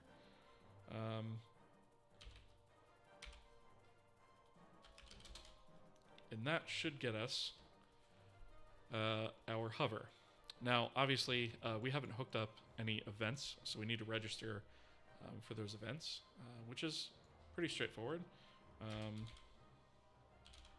Register this one. So we basically need to, I'm just going to copy this line,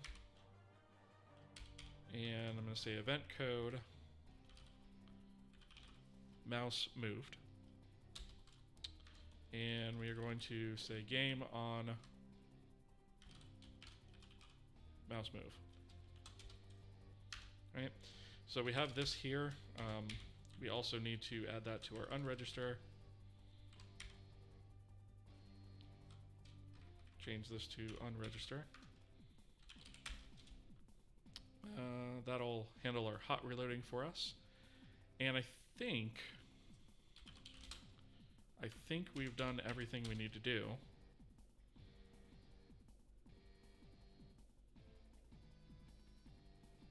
Oh, I didn't pass that. I didn't pass the address of that. That's why. This needs to be the address of our.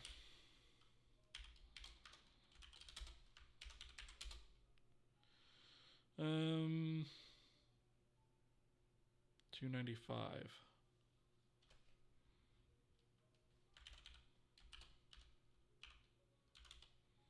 Oh, right. Return false. Allow other event handlers to receive this event. Okay. Now, if we've done everything correctly here, we should be able to run this and go into our mode here, our move mode, and let me just change the camera, and I should be able to hover over these axes, and we have yellow, right? So we can actually hover over these things and select the individual axis, right? I'll blow this up a little bit. Maybe it'll be a little easier to see, right? So we can see those axes work correctly. If I hover over this, it selects these two. If I hover over it over here, it selects these two. If I go right here, it selects those two. And I think if I go over the middle, we should. It doesn't look like the middle wants to do the thing. I wonder if that box is just too small. I think it might be. So we can't quite get the middle one. You go here on the other side of this. So the middle one isn't working for some reason. Not 100% sure why that is.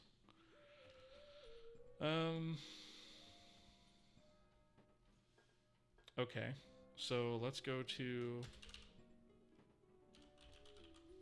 editor Gizmo.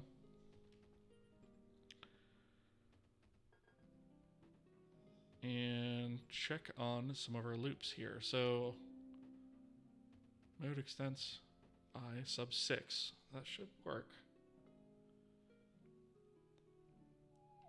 I wonder if the size of it is just frankly too small. Let me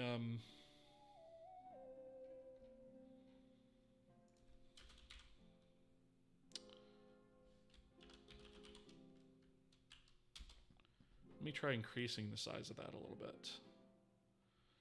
So this is the one that's not currently working.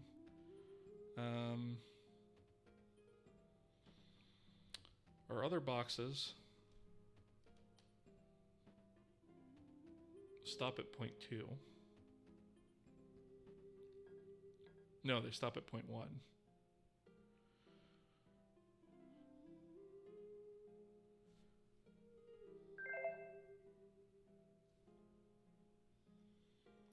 Wasa Beans, thank you for the follow. I appreciate that.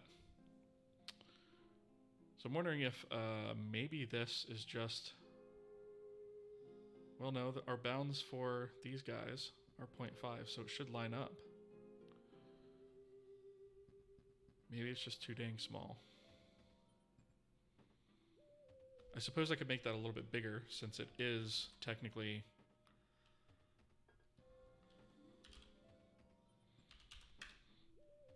Since it is technically checked first. I might be able to just do this.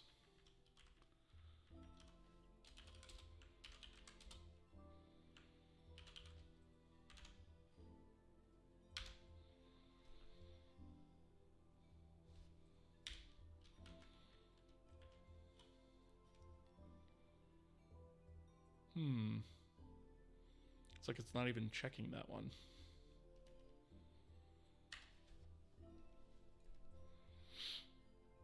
Maybe the size wasn't the issue.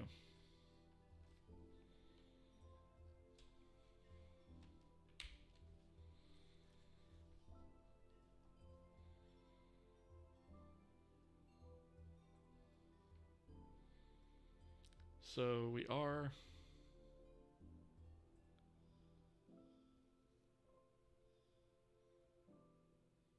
We are starting at 6.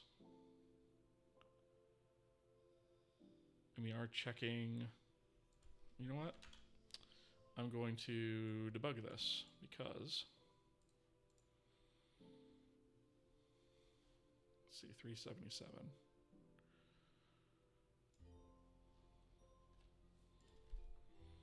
Maybe there's something I did wrong on my loop here or something stupid. It's entirely possible.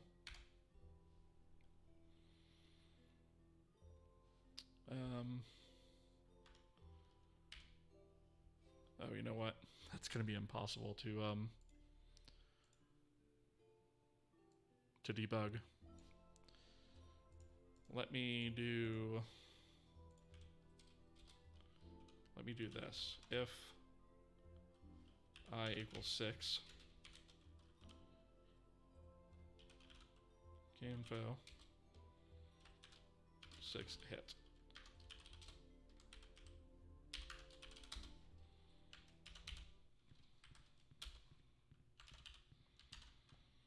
All right, and I can put a breakpoint here.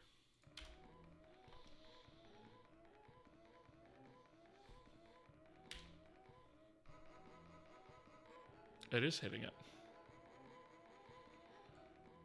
Okay, so in this case, we've hit that, we set that, we break out. Current access index is different than hit index. So we set that. We loop over this. It's not any of those, so they're all going to be reset. Hit access is equal to 6.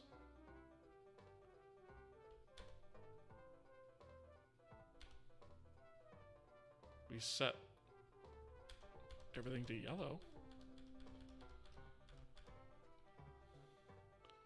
Oh, I see what I did. I see what I did. Okay, let me... This is at the wrong level. It was inside this else, so it was basically only being applied in here. That's why. Wrong scope. That's always fun. All right.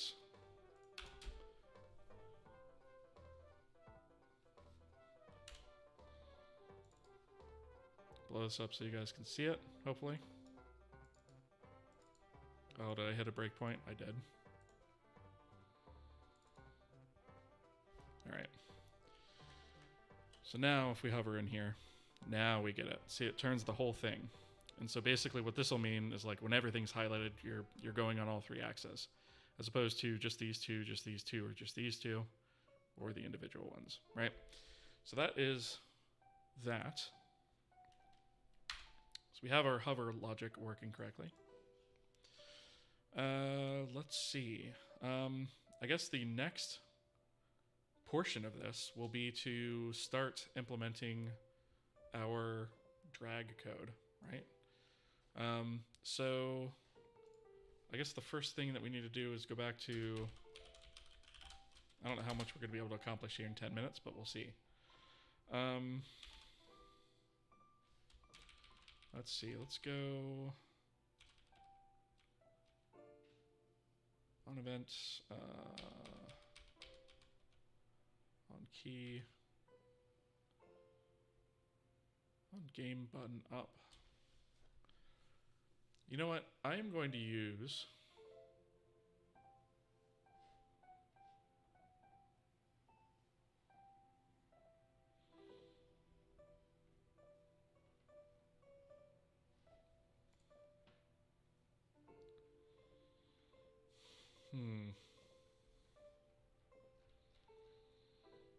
yeah, I'm going to put it right above this, I think. So we need a new static B8 game on drag. We need a U16 code. Actually, you know what? It's the same signature as this. So let's just do this. Right? Save ourselves some time there. And then we're going to return false. Let other handlers handle. Right? And basically this is going to be a test a lot like kind of the ones we just wrote. So I'm actually going to, I'm going to copy this. You know what? I'm going to get this too because you know what? I actually need, I need all of this. Actually, didn't I think I have a neater copy of this down here?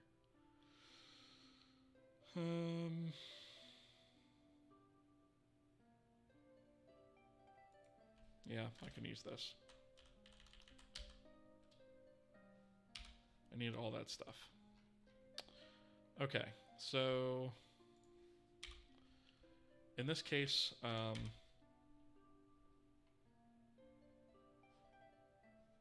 we're going to do all this stuff at the top, and then we'll check the code type. So, oh, you know what? There actually is one more thing I need to do. I need a U16 drag button equals context data U16 2. I'm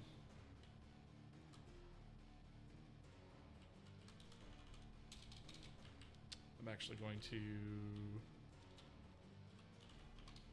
go here and say if drag button equals button left, then we'll do this stuff.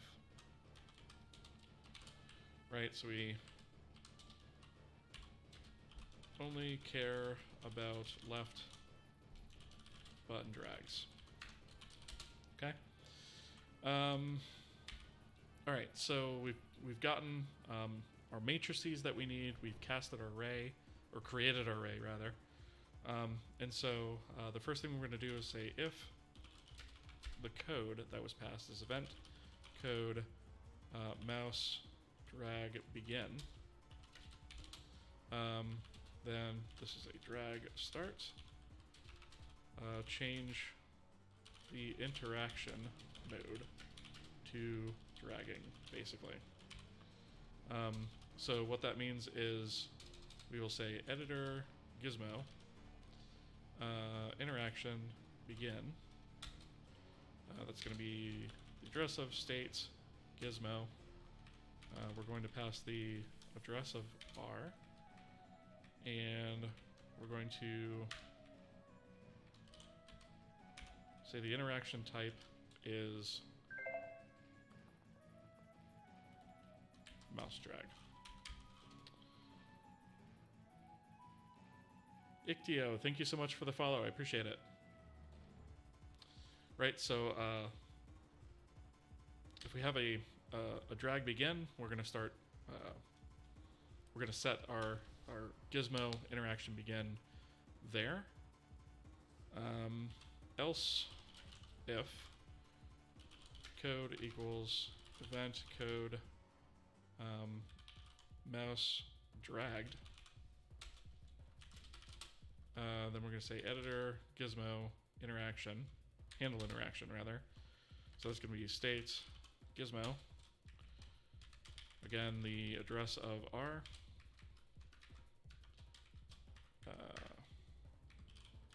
interaction type mouse drag. Right, so we're going to handle that interaction. And then else if the code is equal to event code drag end, we'll say editor Gizmo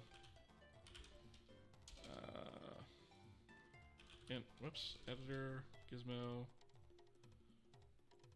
interaction end, and that's just going to be the address of state Gizmo.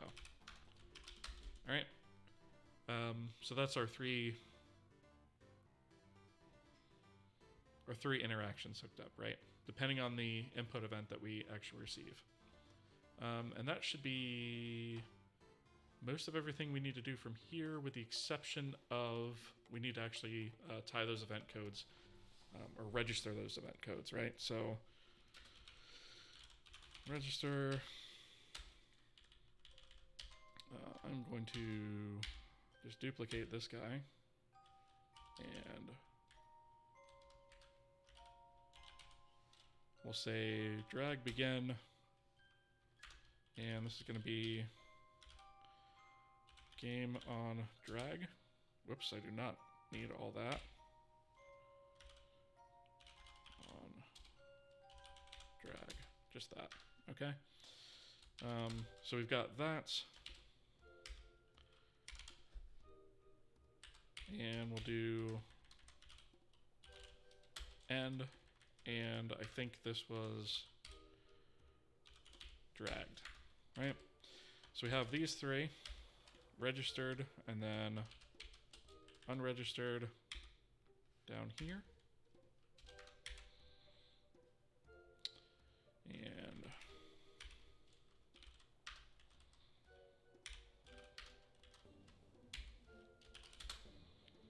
And I think that is everything we need to do there. There is, though,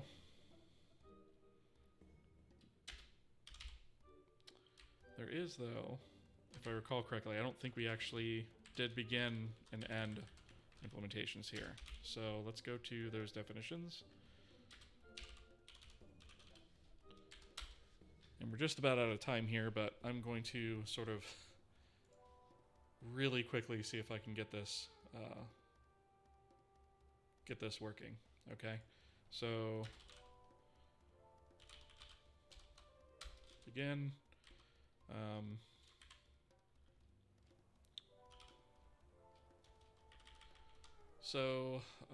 Obviously, if we don't have Gizmo or we don't have array, there's nothing we can do. So we'll return. The next thing we'll do is we'll set Gizmo interaction to the interaction type. And then we'll say if Gizmo interaction is equal to editor Gizmo interaction type. We're going to go with mouse drag, right? So if we're starting a mouse drag or anything of the sort, then we'll also check if Gizmo mode is equal to editor Gizmo mode move, because this is the only case we're going to handle for right now. We'll add to this later. Then the first thing we need to do is create the plane, the imaginary plane that we talked about, right? So this is where we're going to do that. We'll say editor Gizmo mode data equals editor, Gizmo mode data Gizmo mode. And that is going to be the address of that. All right. And we're going to switch on the data current access index, which we would have already set. And we're going to do specifically case 0 for right now, right, which is the x-axis. I think that's all we're going to get for tonight. But yeah.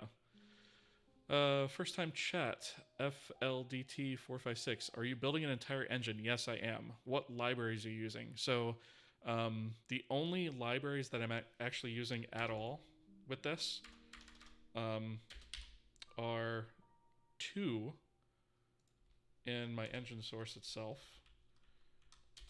which is STB image to load images because I didn't feel like completely writing that from scratch, and STB TrueType to handle fonts.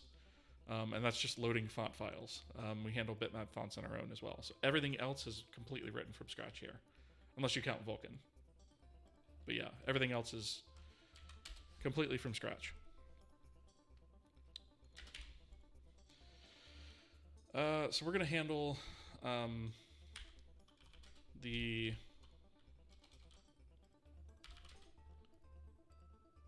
x-axis first.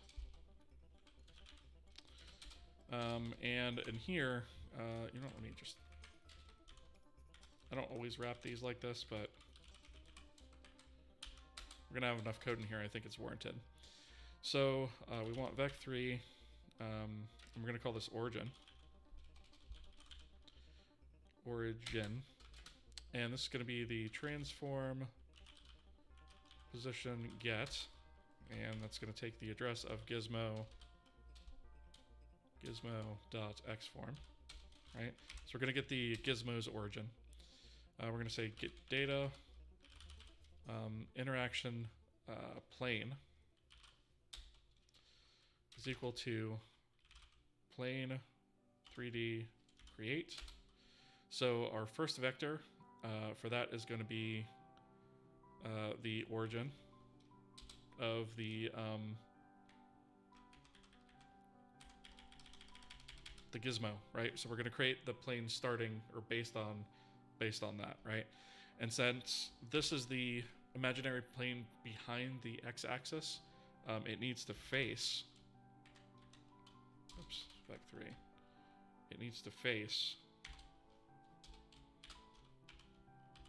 0, 0, 1, aka the z-axis, right? So we're going to create that plane, that interaction plane behind it. And then we'll go ahead and say get the initial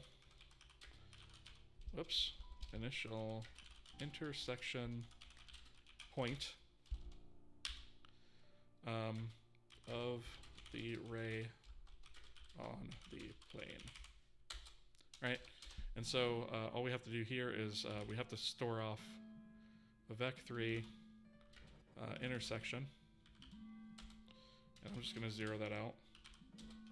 And we need f32 distance, since the function requires a pointer to that, as well as front facing, right?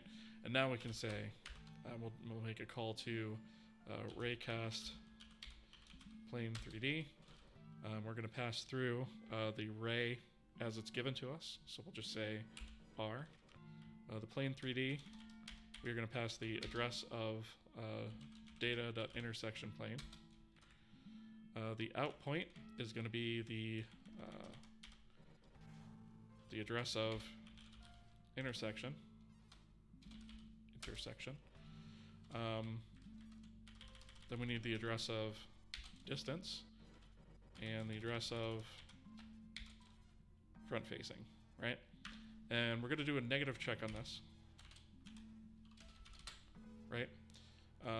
And the reason we're going to do this is because if we actually fail the test at this point, that's a really bad thing. And it means that something horribly went wrong, because it's an infinite plane in all directions. We shouldn't fail the test, right? So raycast plane intersection not found. but why? Right?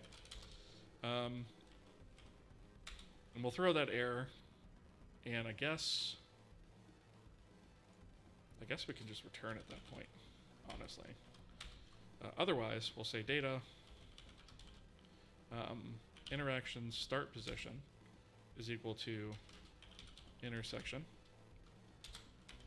and data last interaction position equals intersection. And we have ads.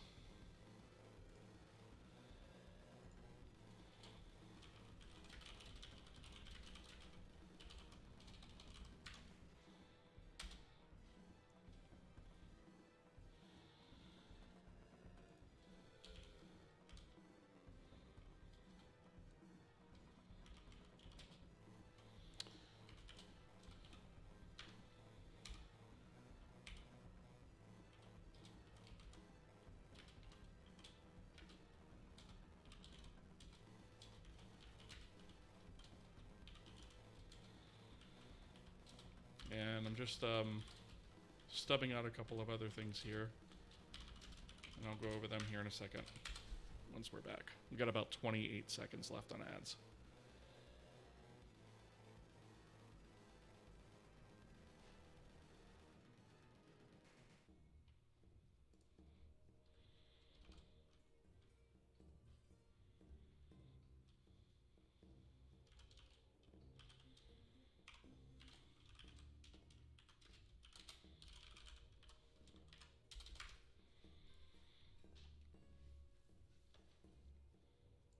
All right, cool.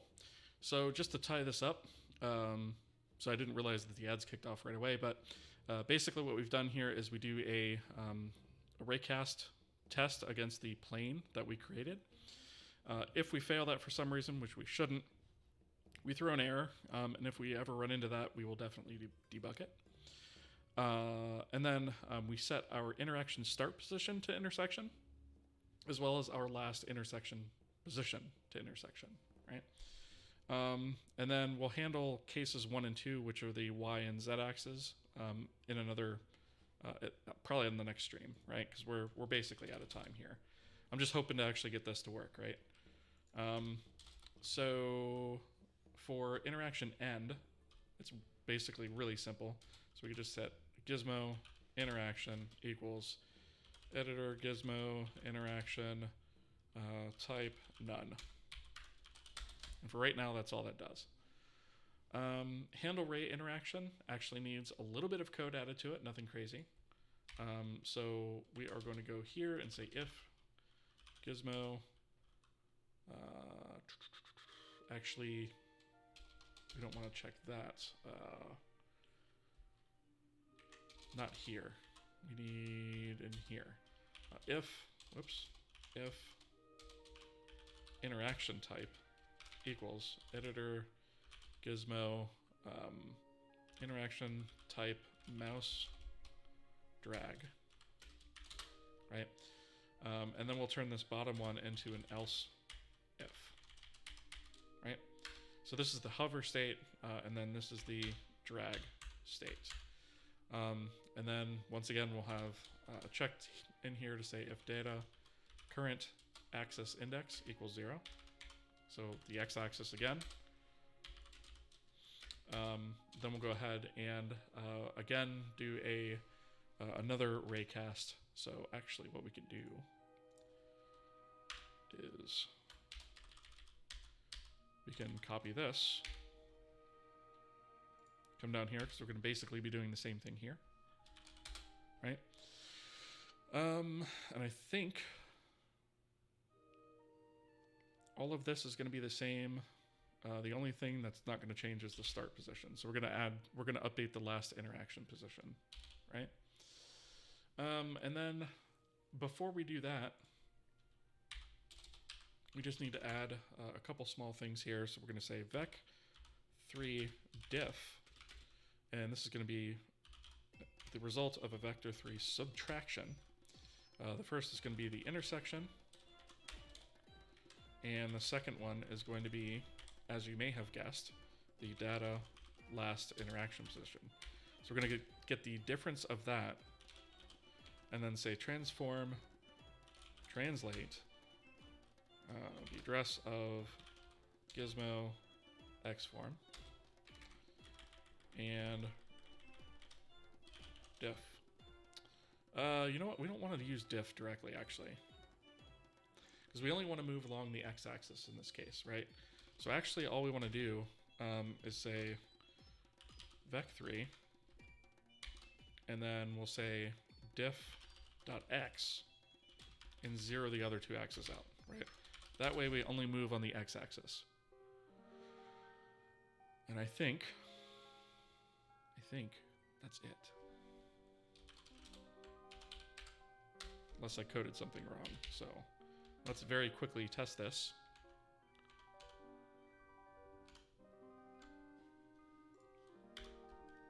Let's see if it runs. So what we should be able to do is basically hover over this, click with the left mouse button and drag it, and it should follow. And it does. Right? So we can actually see that that's moving in 3D space. Now we don't have the other two axes yet, right? If I click over them, they don't do anything. But the x-axis does. Right? So we have the very first part of this done. Now obviously, what we're really going to want to change here is the target transform, not really the Gizmo transform, but the target, and then update the transform of the Gizmo to match that. But for now, this is not bad, right? And you'll see that it sort of, the further away we get, the more extreme the movement becomes. We'll have to figure out some tweaking to that to maybe adjust that a little bit. There's also a little bit of, I guess, a snapping that can occur on occasion. I think I saw that. But otherwise, I mean, I think this looks pretty good, right? So David Ocho, thank you so much for the follow. I appreciate it. So, yeah, that's where we're going to end the stream for tonight. I did run over by a few minutes, but I think it was worth it, right? Because we got a huge visual update.